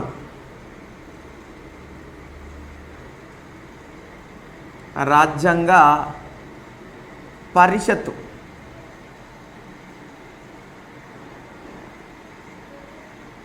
నిర్మాణము లేదా దీన్నే ఏర్పాటు అంటారు. దీన్నే ఏర్పాటు అంటాం. అంటే ఇక్కడ భారతదేశానికి ఒక రాజ్యాంగం కావాలి. భారతదేశానికి ఒక రాజ్యాంగం కావాలి. ఆ రాజ్యాంగాన్ని మనం ఏ విధంగా రూపొందించుకుంటాము, ఎట్లా రూపొందించుకుంటాము? మనము రాజ్యాంగ రచన చేయాలంటే మనకు కావాల్సింది ఫస్ట్ రాజ్యాంగ పరిషత్తుని ఏర్పాటు చేసుకోవాలి. ఈ రాజ్యాంగ పరిషత్ ఏర్పాటు ద్వారానే ఒక దేశానికి రాజ్యాంగాన్ని రచించుకోవడం జరుగుతుంది, రాజ్యాంగాన్ని రూపొందించుకోవడం ఇట్లా జరుగుతుంది. మరి మన భారతదేశంలోని రాజ్యాంగ పరిషత్ నిర్మాణము ఏ విధంగా జరిగింది, ఎట్లా జరిగింది అనేటటువంటి అంశాన్ని మనము ఇప్పుడు తెలుసుకోవాలి. మనము పోయినటువంటి ఇంతవరకు చెప్పినటువంటి క్లాసులో మనం ఏం చెప్పుకున్నామంటే ఫస్ట్ మన భారతదేశానికి రాజ్యాంగ పరిషత్ కావాలి. ఆ రాజ్యాంగ పరిషత్కి అయ్యి ఒక్కొక్క సంవత్సరంలో మనము రాజ్యాంగ పరిషత్ నిర్మాణానికై బ్రిటిష్ వాళ్ళకు డిమాండ్ చేయడం జరిగింది. ఆ డిమాండ్ మేరకు 1945 సెప్టెంబరు ఆ నెలల్లోని లార్డ్ వెవెల్ అనేటటువంటి వ్యక్తి మీకు రాజ్యాంగ పరిషత్ నిర్మాణం కావాలంటే ఫస్ట్ మీ భారతదేశంలో ఉన్నటువంటి రాష్ట్ర శాసనసభలకు ఎన్నికలు నిర్వహించుకోండి. ఆ ఎన్నికల ద్వారా ఎన్నికైనటువంటి వ్యక్తులు మీ రాజ్యాంగ పరిషత్ సభ్యులను నియామకం చేస్తారు. ఆ ఎన్నికైనటువంటి సభ్యుల చేత మీ రాజ్యాంగ పరిషత్ నిర్మాణం అనేది జరుగుతుందని మనము పోయినటువంటి క్లాసులో మనము చెప్పుకోవడం జరిగింది. మరి ఇదంతా ఓకే ఉంది. మరి మన భారతదేశంలో ఉన్నటువంటి 11 బ్రిటిష్ పాలిత ప్రాంతాలు కానివ్వండి, మన భారతదేశంలో ఉన్నటువంటి కేంద్ర పాలిత ప్రాంతాలు కానివ్వండి, మన భారతదేశంలో ఉన్నటువంటి స్వదేశీ సంస్థానాలు కానివ్వండి, ఇక్కడి నుంచి రాజ్యాంగ పరిషత్ సభ్యుల్ని ఎన్నుకోవాలి. ఎక్కడి నుంచి?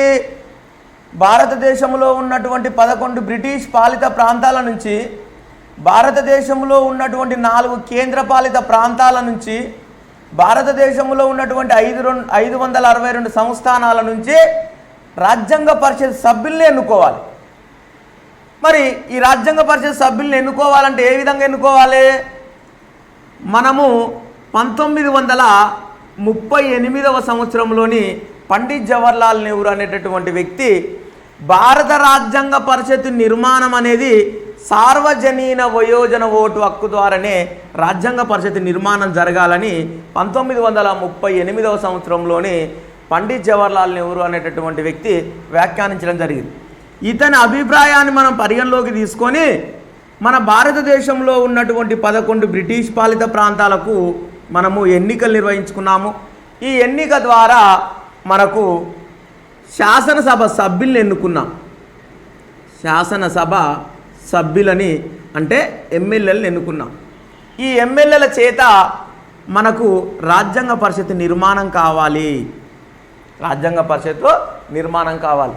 మరి ఈ ఎమ్మెల్యేల చేత రాజ్యాంగ పరిషత్ నిర్మాణం ఏ విధంగా కావాలి, ఎట్లా కావాలి అనేటటువంటి అంశాన్ని మనము ఈరోజు ఈ క్లాసులో మనం చెప్పుకోవడం జరుగుతుంది. ఫస్ట్ ఈ రాజ్యాంగ పరిషత్ నిర్మాణానికై 1945వ సంవత్సరంలోని భారతదేశంలో ఉన్నటువంటి 11 బ్రిటిష్ పాలిత ప్రాంతాలకు మనం ఎలక్షన్లు నిర్వహించుకున్నాం. ఆ ఎలక్షన్ల చేత శాసనసభ్యుల్ని ఎన్నుకున్నాం.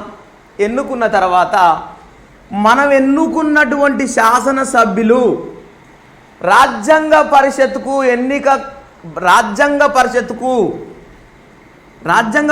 సభ్యుల్ని ఏ విధంగా ఎన్నుకోవాలి, ఎట్లా ఎన్నుకోవాలి అని సూచించడానికి 1946వ సంవత్సరము మార్చి 24వ తారీఖు నాడు భారతదేశానికి మంత్రిత్వ రాయబారము లేదా క్యాబినెట్ మిషన్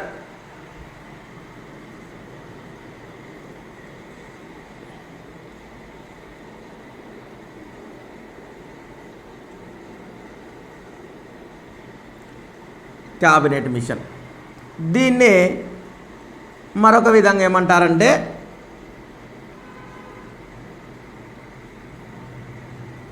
మంత్రిత్వ రాయబారము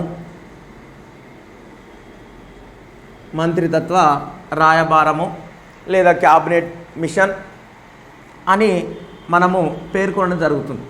మరి ఈ మంత్రిత్వ రాయబారము లేదా క్యాబినెట్ మిషను మన భారతదేశానికి ఎందుకు సందర్శించింది, దేనికి సందర్శించింది అనేటటువంటి మనకు ఒక డౌట్ రావాలి. ఎందుకు మరి మన భారతదేశానికి ఈ క్యాబినెట్ మిషను రావడానికి కారణం ఏంటిదంటే, మన భారత రాజ్యాంగ పరిషత్ నిర్మాణము ఏ విధంగా జరగాలి, ఎట్లా జరగాలి, భారత రాజ్యాంగ పరిషత్ విధి విధానాల గురించి తెలియజేయడానికి, అంటే రాజ్యాంగ పరిషత్ నిర్మాణంలో వీళ్ళు తమ వంతు పాత్రను పోషించడం జరుగుతుంది. అంటే భారతదేశంలో ఉన్నటువంటి శాసనసభ్యుల చేత రాజ్యాంగ పరిషత్ నిర్మాణం జరగాలి. మరి శాసనసభ్యులు ఇక్కడ మనకు భారతదేశంలో ఉన్నటువంటి 11 బ్రిటిష్ పాలిత ప్రాంతాలు, 4 కేంద్ర పాలిత ప్రాంతాలని మనము కమిషనరేట్ ప్రాంతాలు అంటాము. 562 సంస్థానాలు ఉన్నాయి. ఈ 562 సంస్థానాల నుంచి 11 బ్రిటిష్ పాలిత ప్రాంతాల నుంచి 4 కేంద్ర పాలిత ప్రాంతాల నుంచి రాజ్యాంగ పరిషత్తుకు సభ్యుల్ని ఏ విధంగా ఎన్నుకోవాలి అని తెలియజేయడానికి, రాజ్యాంగ పరిషత్ నిర్మాణము ఏ విధంగా ఉండాలి అని ఈ క్యాబినెట్ మిషను భారతదేశానికి సందర్శించి క్యాబినెట్ మిషన్ నిర్మాణాలను, అంటే క్యాబినెట్ మిషన్ అనేటటువంటిది భారత రాజ్యాంగ పరిషత్ నిర్మాణాన్ని చేయడం జరిగింది. అంటే మనకు రేపు ఎగ్జామ్లో అడిగినటువంటి పాయింట్ ఎట్లుంటుందంటే, భారతదేశంలోని రాజ్యాంగ పరిషత్ నిర్మాణం అనేది దేని ద్వారా నియామకం జరిగింది అంటే, భారతదేశంలో ఉన్నటువంటి రాజ్యాంగ పరిషత్ నిర్మాణం అనేది ఏ కమిషన్ సూచనల మేరకు నిర్మాణం జరిగిందంటే క్యాబినెట్ మిషన్ సూచనల మేరకు రాజ్యాంగ పరిషత్ నిర్మాణం జరిగింది.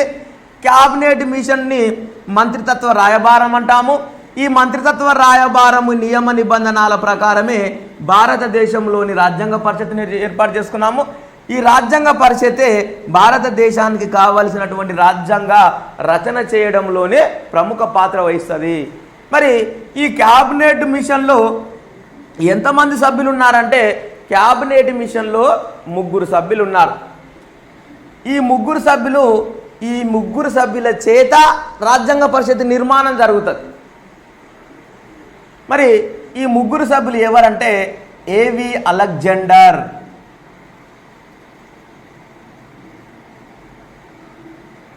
అలెగ్జాండర్, నెక్స్ట్ ఇక్కడ లారెన్స్,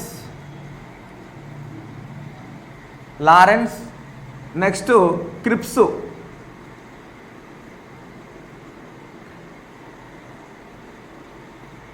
ఈ క్రిప్స్ అనేటటువంటి వ్యక్తి.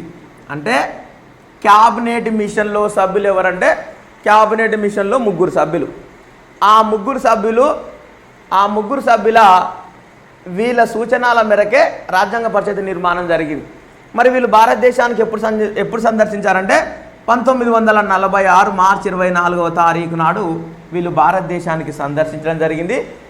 వీళ్ళు సందర్శించిన తర్వాతనే రాజ్యాంగ పరిషత్ నిర్మాణానికి ఎన్నిక జరిగింది.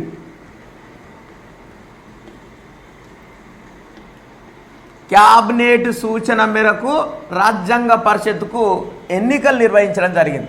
మరి ఈ క్యాబినెట్ సూచన మేరకు రాజ్యాంగ పరిషత్కు ఎన్నికలు ఏ పద్ధతిలో నిర్వహించారు అనేటటువంటి దాన్ని మనం తెలుసుకోవాలి. క్యాబినెట్ మిషన్ భారతదేశానికి వచ్చింది. క్యాబినెట్ మిషన్ వచ్చిన తదనంతరము తర్వాత భారత రాజ్యాంగ పరిషత్కు ఎన్నికలు నిర్వహించుకోవడం జరిగింది.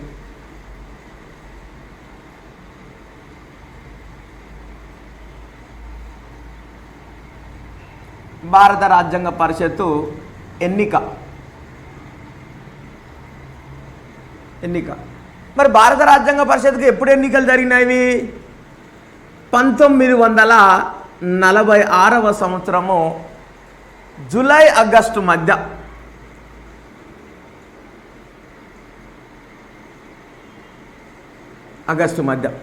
ఇక్కడ జనరల్గా మనకు ఏ పాఠ్య పుస్తకంలోనైనా కానీ భారత రాజ్యాంగ పరిషత్కు ఎన్నికలు ఎప్పుడు జరిగినాయంటే జూన్ జూలై అని చెప్తాం.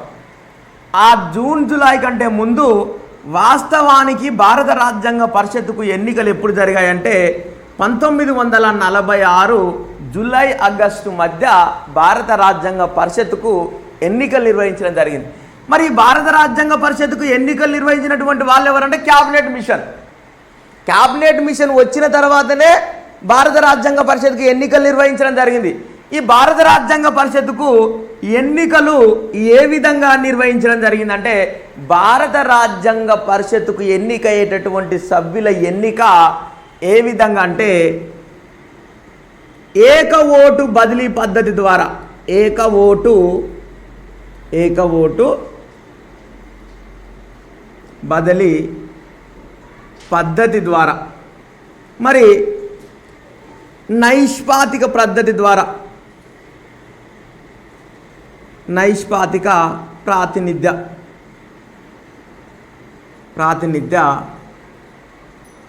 పద్ధతి ద్వారా, ఏక ఓటు బదిలీ పద్ధతి ద్వారా, నైష్పాతిక ప్రాతినిధ్య పద్ధతి ద్వారా రాజ్యాంగ పరిషత్తుకు ఎన్నికలు నిర్వహించడం జరిగింది. ఈ ఏక ఓటు బదిలీ పద్ధతి ద్వారా, నైష్పాతిక ప్రాతినిధ్య పద్ధతి ద్వారా మాత్రమే రాజ్యాంగ పరిషత్తుకు ఎన్నికలు నిర్వహించడం జరిగింది. సార్ మరి రాజ్యాంగ పరిషత్తుకు ఇంకొక విధంగా పరోక్ష పద్ధతిలో రాజ్యాంగ పరిషత్తుకు ఎన్నికలు జరిగినాయి. పరోక్ష పద్ధతి, నెక్స్ట్ నైష్పాతిక ప్రాతినిధ్య పద్ధతి, నెక్స్ట్ ఏక ఓటు బదిలీ పద్ధతి. ఈ 3 పద్ధతుల ద్వారా రాజ్యాంగ పరిషత్తుకు ఎన్నికలు నిర్వహించడం జరిగింది. మరి ఈ నైష్పాతిక ప్రాతినిధ్య పద్ధతి అంటే ఏంటిది, ఏక ఓటు బదిలీ పద్ధతి అంటే ఏంటిది, పరోక్ష పద్ధతి అంటే ఏంటిదంటే ప్రజల చేత ఎన్నికైనటువంటి, ఎవరి చేత? ప్రజల చేత ఇక్కడ ప్రజల చేత ఎన్నికైన ఎమ్మెల్యేలు ఉంటారా? ప్రజల చేత ఎన్నికైనటువంటి ఎమ్మెల్యేల చేత ఎన్నికైనటువంటి పద్ధతిని మనం ఏమంటామంటే నైష్పాతిక ప్రాతినిధ్య పద్ధతి, పరోక్ష పద్ధతి, ఏక ఓటు బదిలీ పద్ధతి ద్వారా రాజ్యాంగ పరిషత్తుకు ఎన్నికలు నిర్వహించినటువంటి వాళ్ళు ఎవరంటే క్యాబినెట్ మిషన్. ఈ క్యాబినెట్ మిషన్నే మంత్రిత్వ రాయబారము అంటారు. మరి ఈ రాజ్యాంగ పరిషత్తుకు ఎన్నికలు ఏ విధంగా నిర్వచించారు, ఎన్నికలు ఏ విధంగా నిర్వహించారు అనేటటువంటి దాన్ని మనము తెలుసుకోవాలి. ఫస్ట్ రాజ్యాంగ పరిషత్తుకు ఎన్నికలు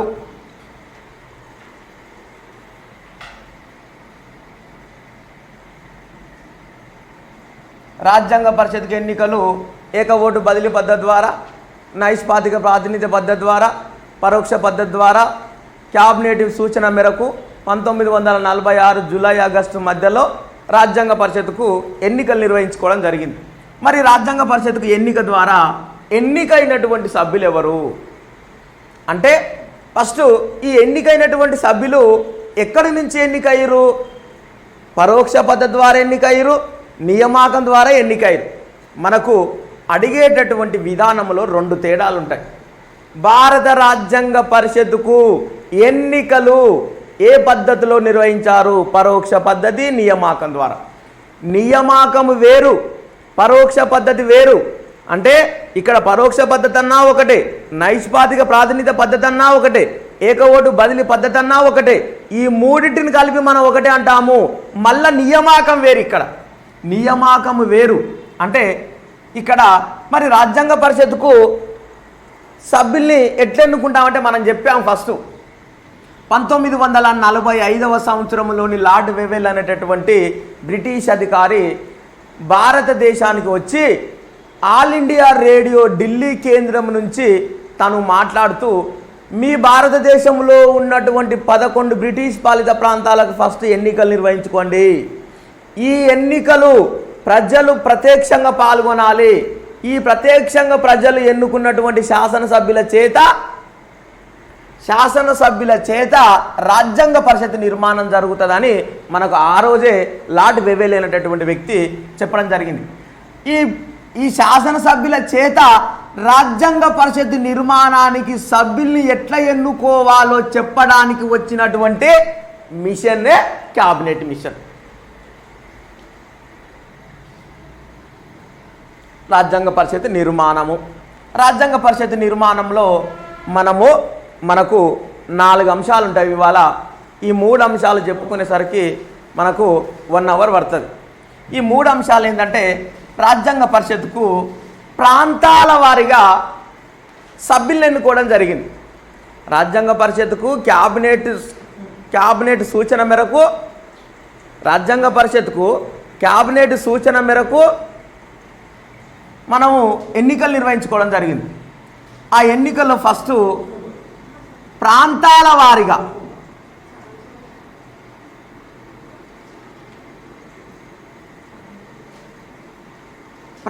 వారీగా అంటే రాజ్యాంగ పరిషత్తుకు క్యాబినెట్ సూచన మేరకు 11 బ్రిటిష్ పాలిత రాష్ట్రాల నుంచి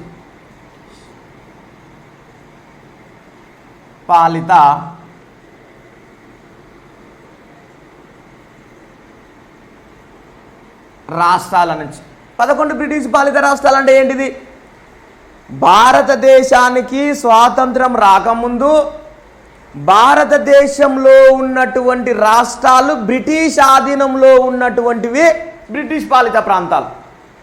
అంటే మన భారతదేశంలోని బ్రిటిష్ వాళ్ళు ఆక్రమించుకొని బ్రిటిష్ ప్రజాప్రతినిధుల చేత పరిపాలించబడేటటువంటి ప్రాంతాలను బ్రిటిష్ పాలిత ప్రాంతాలు అంటారు. మరి ఈ బ్రిటిష్ పాలిత ప్రాంతాల నుంచి ప్రజల చేత ఎన్నికైనటువంటి ఎమ్మెల్యేలు ఎంతమందిని ఎన్నుకున్నారంటే, బ్రిటిష్ పాలిత ప్రాంతాల నుంచి 292 మందిని ఎన్నుకున్నారు. మనం మంచిగా అబ్జర్వేషన్ చేస్తుండాలి.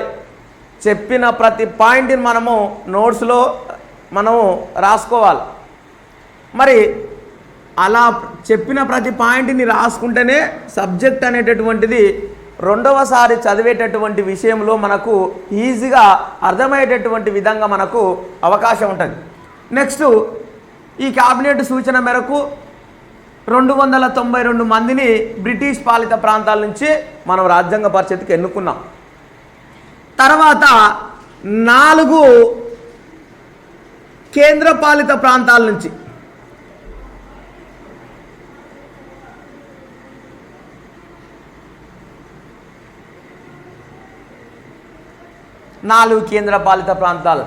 ఈ 4 కేంద్ర పాలిత ప్రాంతాలని చీఫ్ కమిషనరేట్ ప్రాంతాలు అంటారు. ఈ బ్రిటిష్ వాళ్ళ ఆధీనంలో ఉన్నటువంటి 4 కేంద్ర పాలిత ప్రాంతాలని మనం ఏమంటామంటే కమిషనరేట్ ప్రాంతాలు అంటాం. ఈ 4 కేంద్ర పాలిత ప్రాంతాల నుంచి ఎంతమంది ఎన్నికయ్యారంటే 4 ఎన్నికయ్యారు. 4 ఎన్నికయ్యారు. మరి మనము 562 సంస్థానాలు ఉన్నాయని చెప్పుకున్నాం. ఎంతమంది? 562 సంస్థానాలు. ఈ 562 సంస్థానాల నుంచి 93 మంది ఎన్నికయ్యారు. మొత్తం సభ్యుల సంఖ్య రాజ్యాంగ పరిషత్తులోని 389 మంది రాజ్యాంగ పరిషత్తుకు పరోక్షంగా ఎన్నుకున్నటువంటి సభ్యులు వీళ్ళు. అంటే ఇక్కడ మనం ఒకటి అబ్జర్వేషన్ చేస్తుండాలి.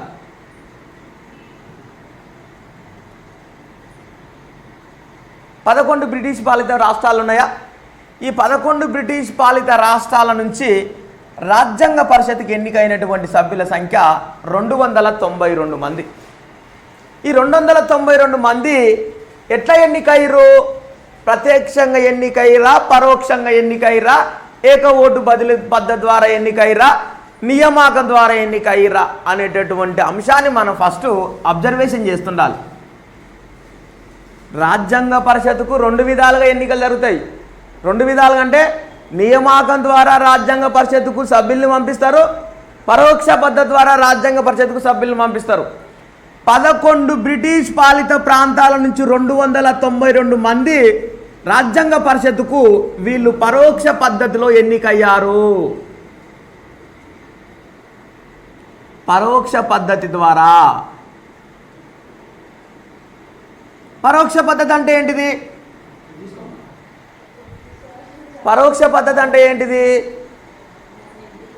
రాష్ట్ర శాసనసభలకు ఎన్నికైనటువంటి ఎమ్మెల్యేల చేత 292 మందిని ఇక్కడ ఎమ్మెల్యేల చేత పరోక్షంగా ఎన్నుకున్నాం. బ్రిటిష్ పాలిత రాష్ట్రాల నుంచి, ఇక్కడ బ్రిటిష్ పాలిత ప్రాంతాల నుంచి, ఇక్కడ బ్రిటిష్ పాలిత రాష్ట్రాలు ఉన్నాయి. ఈ రాష్ట్రాల్లో శాసనసభ ఉంటుంది. ఈ శాసనసభలకు ఫస్ట్ మనం ఎన్నికలు నిర్వహించుకున్నాం. ఎన్నికలు నిర్వహించుకున్న తర్వాత ఇక్కడ ఎమ్మెల్యేలు ఎన్నికైతారు. ఈ ఎమ్మెల్యేల చేత రాజ్యాంగ పరిషత్కి ఎన్నికైనటువంటి సభ్యులు 292. వీళ్ళ ఎన్నిక పరోక్ష ఎన్నిక. నెక్స్ట్, ఇవి కేంద్ర పాలిత ప్రాంతాలు. కేంద్ర పాలిత ప్రాంతాలు అంటే 11 రాష్ట్రాలు ఏవైతే బ్రిటిష్ ఆధీనంలో ఉన్నావో, అంటే 11 బ్రిటిష్ పాలిత రాష్ట్రాలు బ్రిటిష్ వాళ్ళ ఆధీనంలో ఉన్నట్టే ఈ 4 కేంద్ర పాలిత ప్రాంతాలు ఇట్లా బ్రిటిష్ వాళ్ళ ఆధీనంలో ఉన్నటువంటి ప్రాంతాలే. ఈ 4 బ్రిటిష్ పాలిత ప్రాంతాల నుంచి ఎన్నికైనటువంటి 4 సభ్యుల ఎన్నిక నియామకం ద్వారా ఎన్నికైనటువంటి వాళ్ళు. నియామకం అంటే ఇక్కడ శాసనసభలు ఉండవు, రాజ్యాంగ పరిషత్తులు ఉండవు. వీళ్ళని ఈ 4 కేంద్ర పాలిత ప్రాంతాల నుంచి 4 ఎన్నికలని వీళ్ళు బ్రిటిష్ అధికారులు మాత్రమే నియమించారు. నియామకము. వీళ్ళని ఎమ్మెల్యేలు ఎన్నుకోలేదు. వీళ్ళ ప్రజల చేత ఎన్నికైనటువంటి ఎమ్మెల్యేలు వీళ్ళని ఎన్నుకోలేదు. వీళ్ళని ఓన్లీ బ్రిటిష్ అధికారులు మాత్రమే వీళ్ళని ఎన్నుకున్నారు. అలా ఎన్నికైనటువంటి వాళ్ళు బ్రిటిష్ కేంద్ర పాలిత ప్రాంతాల నుంచి 4 ఎన్నికయ్యారు. మరి ఈ 562 సంస్థానాల నుంచి 93 మంది ఎన్నికయ్యారు. ఈ ఎన్నిక ఏ విధంగా జరిగిందంటే ఇది గిట్లా నియామకం ద్వారానే ఎన్నిక జరిగింది. ప్రాంతాల వారీగా రాజ్యాంగ పరిషత్కు జరిగినటువంటి ఎన్నికల్లో ఒక బ్రిటిష్ పాలిత రాష్ట్రాల నుంచి మాత్రమే పరోక్ష పద్ధతిలో ఎన్నికయ్యారు 292 మంది. నెక్స్ట్ 4 నియామకం ద్వారా, నెక్స్ట్ 562 మంది నియామకం ద్వారా ఎన్నికయ్యారు. మరి ఈ 562 ఈ స్వదేశీ సంస్థానాలు ఉన్నాయి కదా, ఈ స్వదేశీ సంస్థానాలను పరిపాలించేటటువంటి జమీందారులు కానివ్వండి, రాజులు కానివ్వండి, వీళ్లకు ఆ స్వదేశీ సంస్థానాల్లో ఎవరైతే మేధావులు ఉన్నారో, ఎవరైతే చదువుకున్నటువంటి వాళ్ళు ఉన్నారో, ఎవరైతే సొసైటీ మీద అవగాహన కలిగి ఉన్నారో, ఎవరైతే పాండిత్యులు ఉన్నారో, అంటే ఎవరైతే అనుభవం ఉన్నటువంటి వ్యక్తులని ఈ స్వదేశీ సంస్థానాన్ని పరిపాలించేటటువంటి జమీందారులు మీరు రాజ్యాంగ పరిషత్తుకు వెళ్ళండి, మీరు రాజ్యాంగ పరిషత్తుకు వెళ్ళి స్వదేశీ సంస్థానాల తరపుకెళ్ళి మీరు రాజ్యాంగ పరిషత్తులో ప్రాతినిధ్యం వహించండి అంటే వాళ్ళు చెప్పడం వల్ల రాజ్యాంగ పరిషత్తులో స్వదేశీ సంస్థానాలకు ప్రాతినిధ్యం వహించినటువంటి వాళ్ళు ఇక్కడ స్వదేశీ సంస్థానాల సభ్యులు. అంటే జమీందారి చెప్పడం వల్ల రాజ్యాంగ పరిషత్తుకు వచ్చి స్వదేశీ సంస్థానాలకు ప్రాతినిధ్యం వహించినటువంటి సభ్యుల సంఖ్య 93.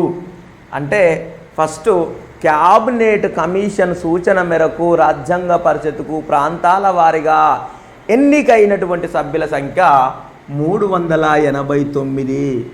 ఇంకొక విధంగా ఇట్లా అడుగుతారు ఫ్రెండ్స్, మనల్ని ఏమని అడుగుతారంటే ఎగ్జామ్లో అడుగుతారు, దేశ విభజన జరగకంటే పూర్వము రాజ్యాంగ పరిషత్తుకి ఎన్నికైనటువంటి సభ్యుల సంఖ్య 389. అంటే రాజ్యాంగ పరిషత్తుకు ప్రాంతాల వారీగా ఎన్నికైనప్పుడు ఇక్కడ దేశాన్ని విభజించలేదు. ఇది దేశ విభజన జరగక ముందు రాజ్యాంగ పరిషత్తుకి ఎన్నికైనటువంటి సభ్యుల సంఖ్య 389. అంటే దేశం ఎప్పుడు విభజించింది? 1947 ఆగస్టు 14 నాడు పాకిస్తాన్కు స్వాతంత్రం వచ్చింది. ఆగస్టు 15 నాడు మనకు భారతదేశానికి స్వాతంత్రం వచ్చింది. ఇది స్వాతంత్రం రాకముందు భారత రాజ్యాంగ పరిషత్తుకు ఎన్నికైనటువంటి సభ్యుల సంఖ్య 389. మరి ఈ 389 సభ్యుల సంఖ్య దేశ విభజన అనంతరము సభ్యుల సంఖ్య తగ్గిందండి.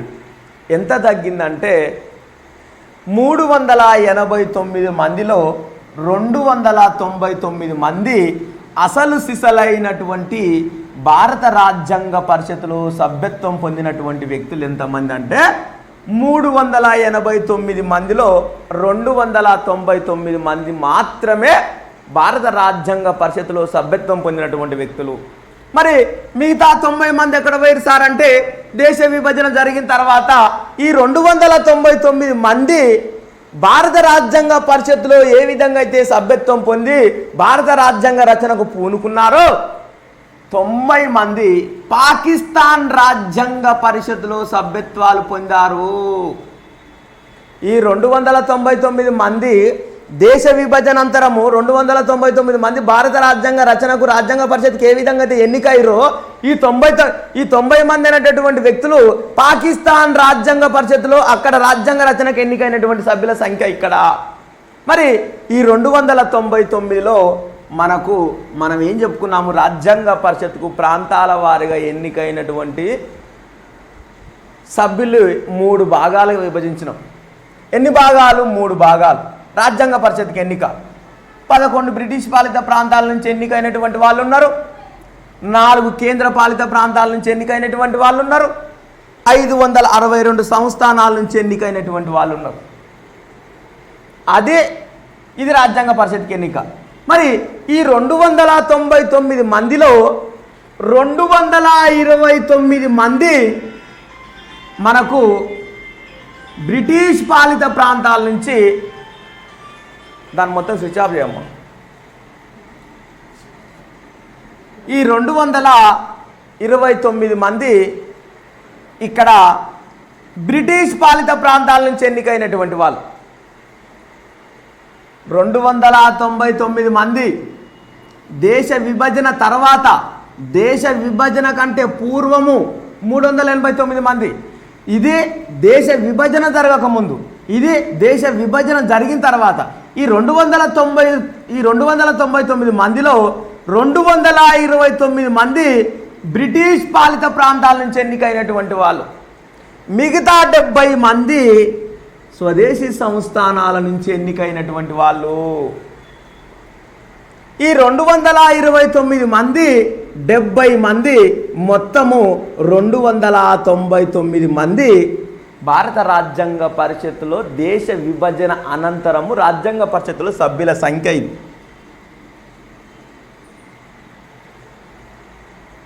ఇదే ప్రాంతాల వారిగా రాజ్యాంగ పరిషత్తుకు ఎన్నికైనటువంటి సభ్యుల సంఖ్య. మనకు ఎగ్జామ్ ఆఫ్ పాయింట్లో మనము ఎగ్జామ్లో అడిగేటప్పుడు వాళ్ళు రాజ్యాంగ పరిషత్తుకు దేశ విభజన అనంతరము ఎన్నికైనటువంటి సభ్యుల సంఖ్య 299 మంది. ఈ 299 మంది ఎట్లా ఎన్నికయ్యారు? 299 మందిలో 229 మంది బ్రిటిష్ పాలిత ప్రాంతాల నుంచి ఎన్నికయ్యారు. 229 మందిలో 70 మంది స్వదేశీ సంస్థానాల నుంచి ఎన్నికయ్యారు. అంటే 93 మందిలో 70 మంది మాత్రమే ఎన్నికయ్యారు. మిగతా వ్యక్తులు పాకిస్తాన్ రాజ్యాంగ రచనలో భాగంలో పాల్గొన్నారు.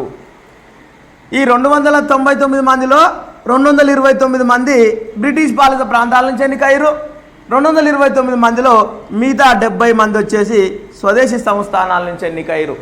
ఇలా ఫస్ట్ మొట్టమొదటిసారిగా క్యాబినెట్ కమిషన్ సూచన మేరకు ఈ 389 మందిలో 299 మంది దేశ విభజన తర్వాత, దేశ విభజన కంటే దేశ విభజన జరగకముందు 389 మంది సభ్యుల సంఖ్య.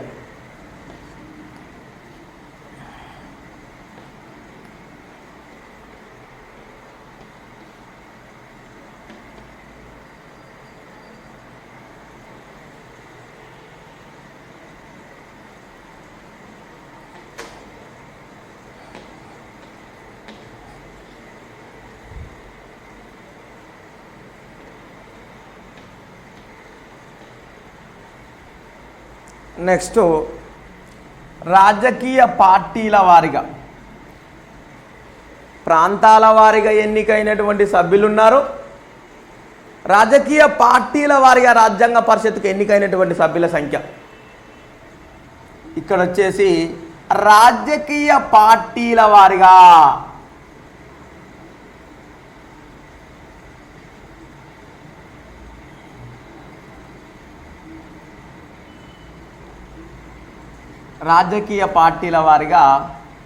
రాజ్యాంగ పరిషత్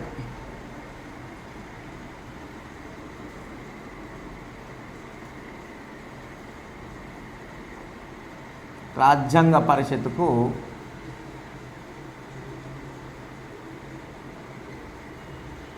ఎన్నికైన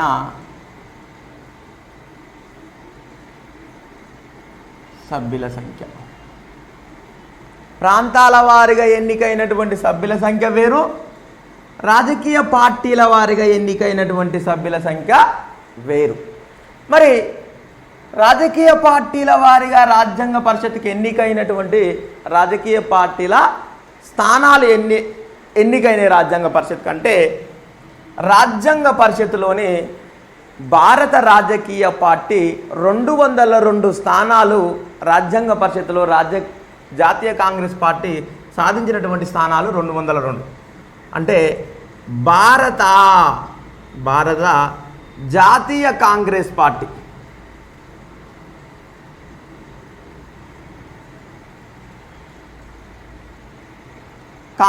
పార్టీ నుంచి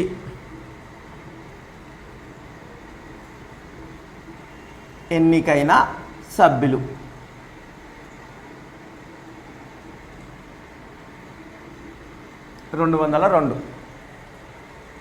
నెక్స్ట్ ముస్లిం లీగ్.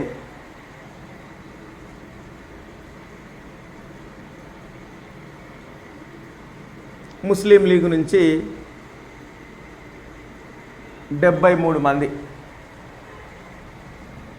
నెక్స్ట్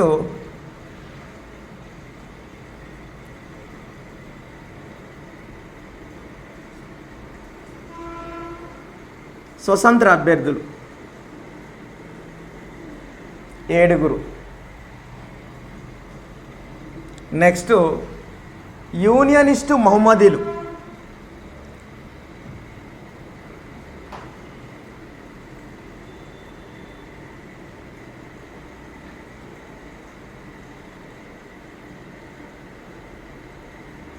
3 నుంచి 3 ఎన్నికయ్యారు.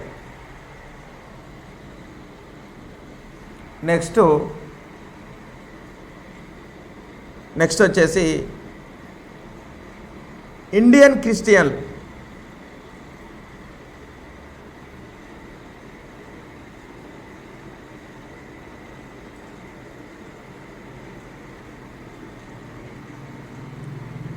ఇక్కడ 2 ఎన్నికయ్యారు. ఇక్కడ వచ్చేసి కృషిక్ ప్రజా ముస్లింలు, కృషిక్ ప్రజా ముస్లింలు ఇక్కడ నుంచి 1 ఎన్నికయ్యారు. నెక్స్ట్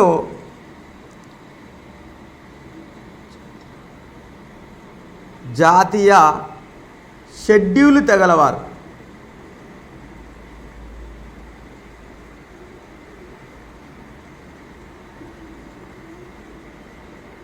ఇక్కడ నుంచి 1 ఎన్నికయ్యారు.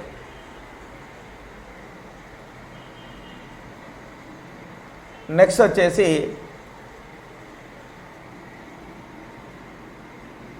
హిందూ మహాసభ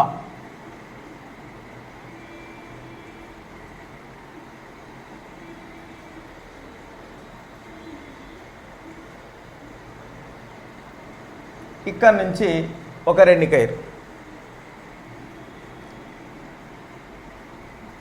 నెక్స్ట్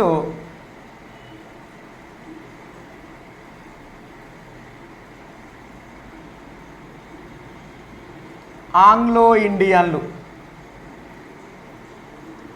ఇక్కడ నుంచి 1 ఎన్నికయ్యారు. నెక్స్ట్ ఇక్కడ నుంచి కమ్యూనిస్టులు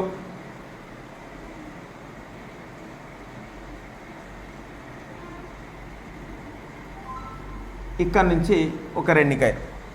అంటే 292 మంది రాజకీయ పార్టీల వారిగా రాజ్యాంగ పరిషత్తుకి ఎన్నికైనటువంటి సభ్యుల సంఖ్య 292 మంది రాజ్యాంగ పరిషత్తుకు రాజకీయ పార్టీల వారిగా ఎన్నికైనటువంటి సభ్యుల సంఖ్య.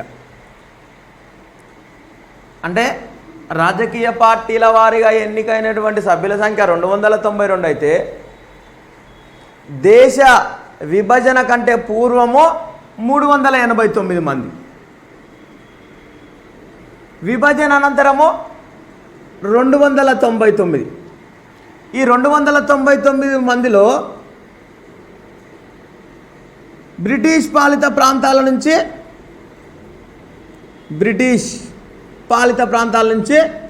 229 మంది, స్వదేశీ సంస్థానాల నుంచి 70 మంది, మొత్తము 299 మంది.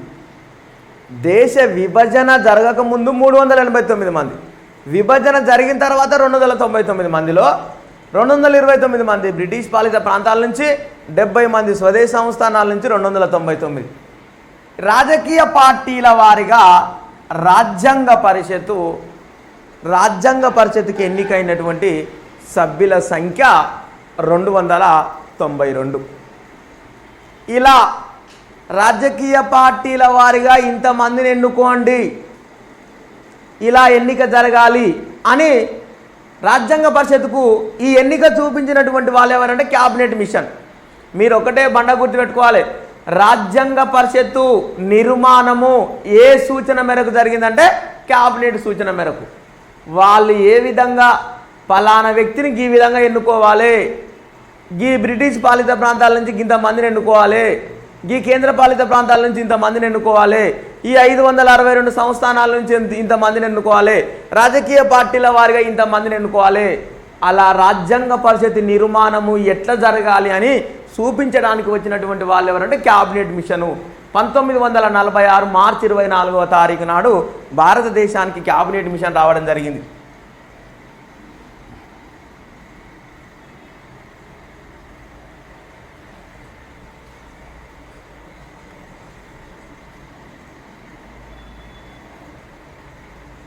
మరి మనము ఒక చిన్న విషయాన్ని మనము గుర్తుపెట్టుకోవాలి. ఏంటిదంటే దేశ విభజన జరగకముందు, దేశ విభజన జరిగిన తర్వాత చెప్పినటువంటి సంఖ్య, అది మనం ఎట్లా చెప్పినాం, అది మనకు ఎట్లా నోటెడ్ అయిందని నేను ఆశిస్తున్నా. మరి అదేవిధంగా భారత రాజ్యాంగ పరిషత్తుకు దేశ విభజన తర్వాత సభ్యత్వం కోల్పోయి ఎన్నికైనటువంటి వాళ్ళు, దేశ విభజన జరగకముందు ఎన్నికైనటువంటి వాళ్ళు, దేశ విభజన జరిగిన తర్వాత సభ్యత్వం కోల్పోయి మళ్ళీ రాజ్యాంగ పరిషత్తుకి ఎన్నిక కానటువంటి వాళ్ళు ఎవరో తెలుసుకున్నాం. ఇక్కడ మనకు రాజ్యాంగ పరిషత్తుకు ఇక్కడ భారత రాజ్యాంగ పరిషత్ ఎన్నికల్లో ఓటమి పాలు చెంది రాజ్యాంగ పరిషత్తుకి ఎన్నికైనటువంటి ఒకే ఒక వ్యక్తి శ్యామ్ ప్రసాద్ ముఖర్జీ. అంటే ఇక్కడ రాజ్యాంగ పరిషత్తుకు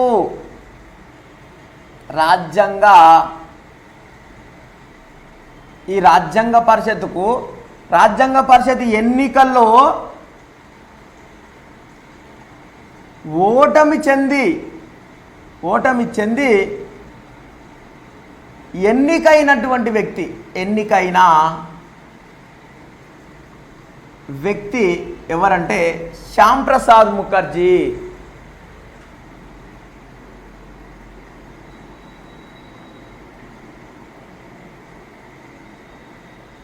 శ్యామ్ ప్రసాద్ ముఖర్జీ దేశ విభజన అనంతరము రాజ్యాంగ పరిషత్కి ఎన్నికైనటువంటి డాక్టర్ బిఆర్ అంబేద్కర్ దేశ విభజన కంటే పూర్వం, దేశ విభజన జరగక ముందు రాజ్యాంగ పరిషత్తుకు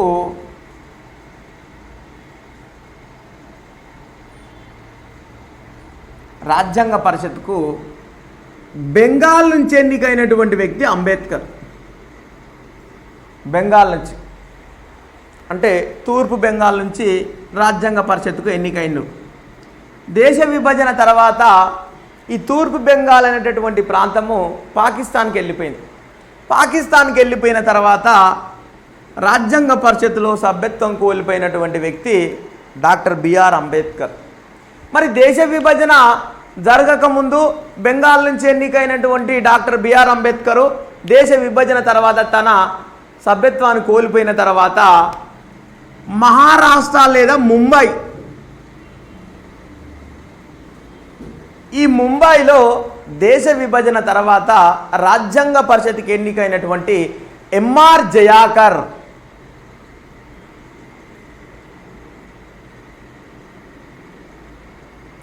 ఈ ఎంఆర్ జయాకర్ అనేటటువంటి వ్యక్తి తన రాజ్యాంగ పరిషత్ సభ్యత్వానికి రాజీనామా చేసింది. తను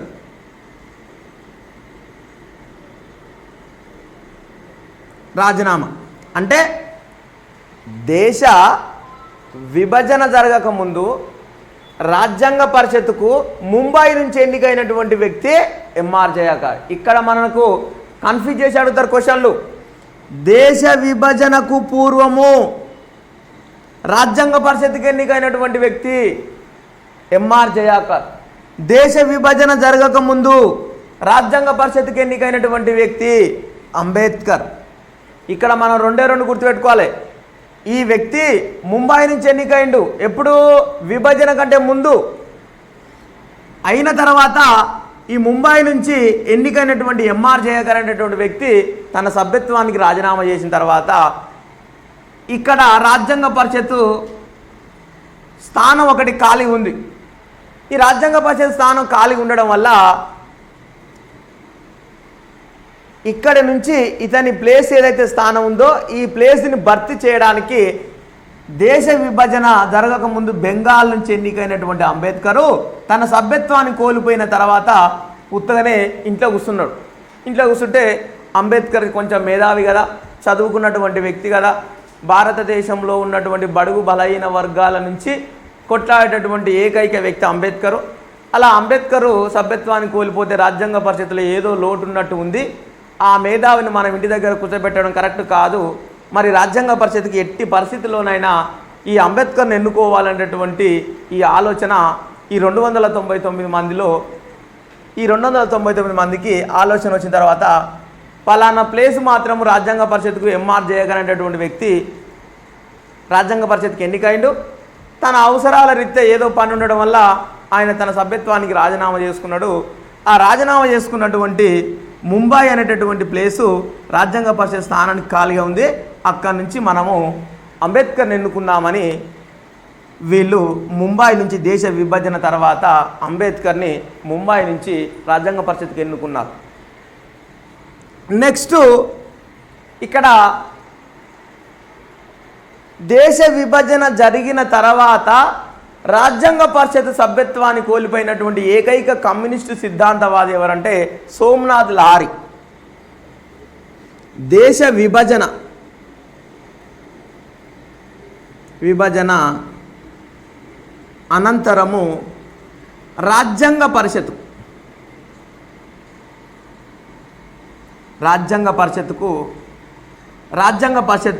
సభ్యత్వాన్ని కోల్పోయినటువంటి వ్యక్తి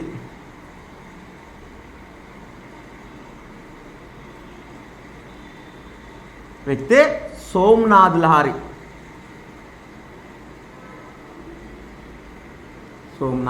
లాహిరి.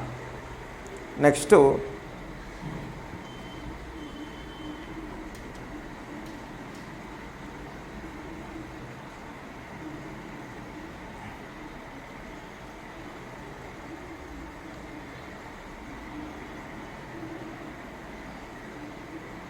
ఇక్కడ రాజ్యాంగ పరిషత్కి ఎన్నికైనటువంటి కేంద్రపాలిత ప్రాంతాల నుంచి 4 కేంద్రపాలిత ప్రాంతాల నుంచి 4 ఎన్నికైనామని చెప్పినాం.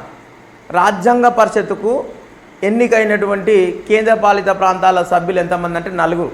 ఆ 4 సభ్యులు రాజ్యాంగ పరిషత్తుకు ఎక్కడి నుంచి ఎన్నికయ్యారంటే కేంద్రపాలిత ప్రాంతాల్లో ఫస్ట్ ఢిల్లీ నుంచి ఒక వ్యక్తి ఎన్నికైండు.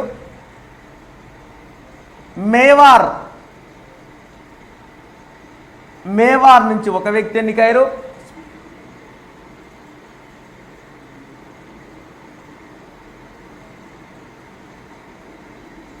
ఆజ్మీర్ నుంచి ఒక వ్యక్తి ఎన్నికైండు.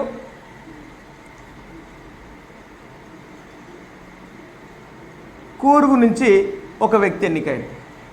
అంటే 4 బ్రిటిష్ కేంద్రపాలిత ప్రాంతాలు లేదా 4 చీఫ్ కమిషనరేట్ ప్రాంతాల నుంచి రాజ్యాంగ పరిషత్కి ఎన్నికైనటువంటి సభ్యుల సంఖ్య 4. ఢిల్లీ నుంచి ఒకరు ఎన్నికయ్యారు, మేవార్ నుంచి ఒకరు ఎన్నికయ్యారు, ఆజ్మీర్ నుంచి ఒకరు ఎన్నికయ్యారు, కూర్గు నుంచి ఒకరు ఎన్నికయ్యారు. మరి బ్రిటిష్ పాలిత ప్రాంతాలు 11 అని చెప్పుకున్నాం. మరి ఆ 11 ప్రాంతాల నుంచి రాజ్యాంగ పరిషత్తుకు ఎన్నికైనటువంటి సభ్యులు ఇట్లా మనం ఒకసారి చర్చించుకుంటే అది మనకి సులభతరమైనటువంటి పద్ధతిలో మనము చెప్పినటువంటి పాఠాన్ని మనం అవగాహన చేసుకోవడానికి ఆస్కారం అనేది ఉంటుంది. మరి ఇక్కడ ప్రాంతాల వారీగా బ్రిటిష్ పాలిత ప్రాంతాల వారీగా రాజ్యాంగ పరిషత్కి ఎన్నికైనటువంటి సభ్యులు వచ్చారు. రాజకీయ పార్టీల వారీగా రాజ్యాంగ పరిషత్కి ఎన్నికైనటువంటి సభ్యులు వచ్చారు. కేంద్రపాలిత ప్రాంతాల వారీగా రాజ్యాంగ పరిషత్కి ఎన్నికైనటువంటి సభ్యులు వచ్చారు. ఇప్పుడు మనకు రావలసినటువంటి వాళ్ళు ఎవరంటే బ్రిటిష్ పాలిత ప్రాంతాల నుంచి ఎన్నికైనటువంటి సభ్యులు ఇప్పుడు మనకు రావాలి.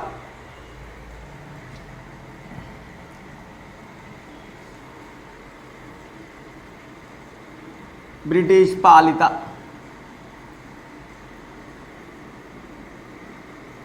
రాష్ట్రాల నుంచి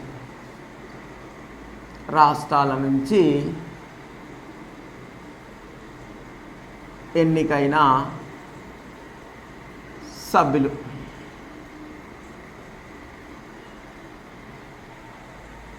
మరి బ్రిటిష్ పాలిత ప్రాంతాలు 11 అని చెప్పుకున్నాం. ఆ 11లో అతిపెద్ద రాష్ట్రమైనటువంటి యునైటెడ్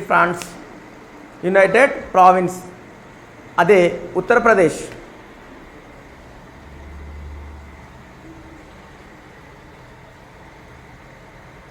ఉత్తరప్రదేశ్ నుంచి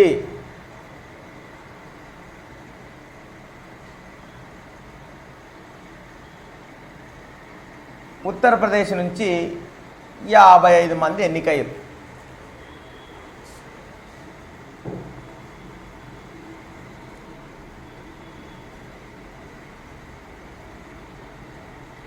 ప్రావిన్స్. నెక్స్ట్ మద్రాస్ అనవచ్చు, తమిళనాడు ఇట్లా అనవచ్చు. మనకు మద్రాస్,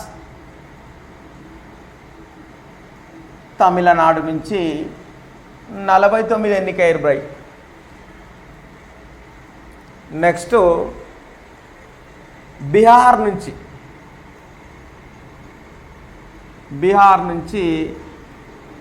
36 మంది ఎన్నికయ్యారు. నెక్స్ట్ బాంబే నుంచి 21 మంది ఎన్నికయ్యారు.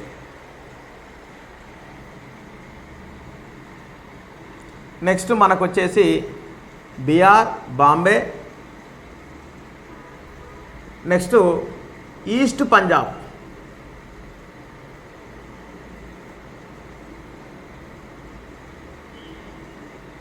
ఈస్ట్ పంజాబ్ నుంచి 12 మంది ఎన్నికయ్యారు. నెక్స్ట్ బెంగాల్ నుంచి 17 మంది ఎన్నికయ్యారు. నెక్స్ట్ సిపి అండ్ బెగ్గర్,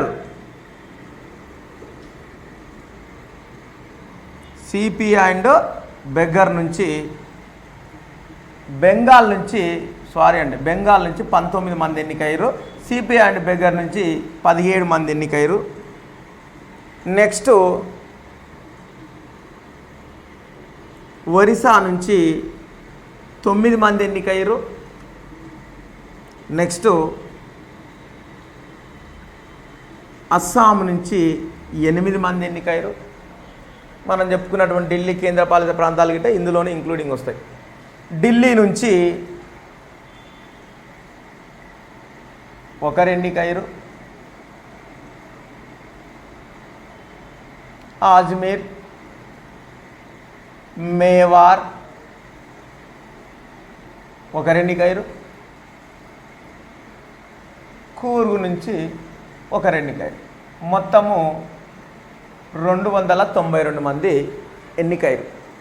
ఈ 292 మంది మనకు ఒక దగ్గర వచ్చారు. మనం గుర్తుపట్టాలపై వాళ్ళు ఎక్కడి నుంచి ఎన్నికయ్యారంటే రాజకీయ పార్టీల వారి నుంచి గిట్లా మనకు 292 మంది వచ్చారు. బ్రిటిష్ పాలిత ప్రాంతాల నుంచి గిట్లా 292 మంది వచ్చారు. మరి ఇక్కడ స్వదేశీ సంస్థానాల నుంచి ఎంతమంది ఎన్నికయ్యారంటే 70 మంది ఎన్నికయ్యారు. 70 మంది ఎన్నికయ్యారు. సార్ మరి ఈ 292 మంది, 72 మంది, 229 మంది, 389 మంది దేనికి దానికి విభజించుకున్న తర్వాత దేశ విభజన అనంతరము పాకిస్తాన్కి చెందేటటువంటి పాకిస్తాన్ పోయినాయి. ఇండియాకు వచ్చేటటువంటి ప్రాంతాల నుంచి ఎన్నికైనటువంటి మొత్తం సభ్యుల సంఖ్య ఇక్కడ బ్రిటిష్ పాలిత ప్రాంతాల నుంచి ఎన్నికైనటువంటి సభ్యుల సంఖ్య మనకు 229 మంది అండి.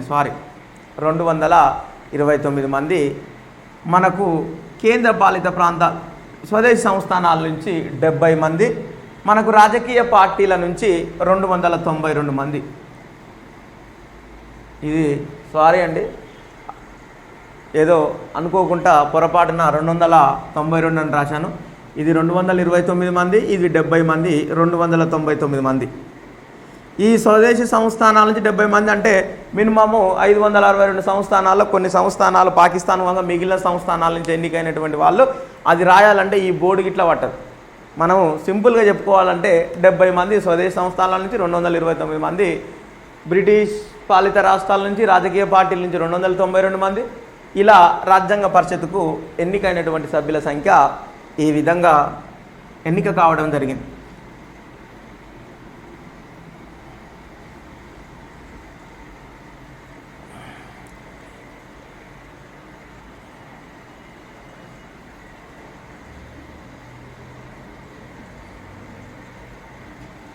ఈ క్లాసు ఇంతటితో సమాప్తం. తిరిగి రేపటి క్లాసులో కలుసుకుందాం.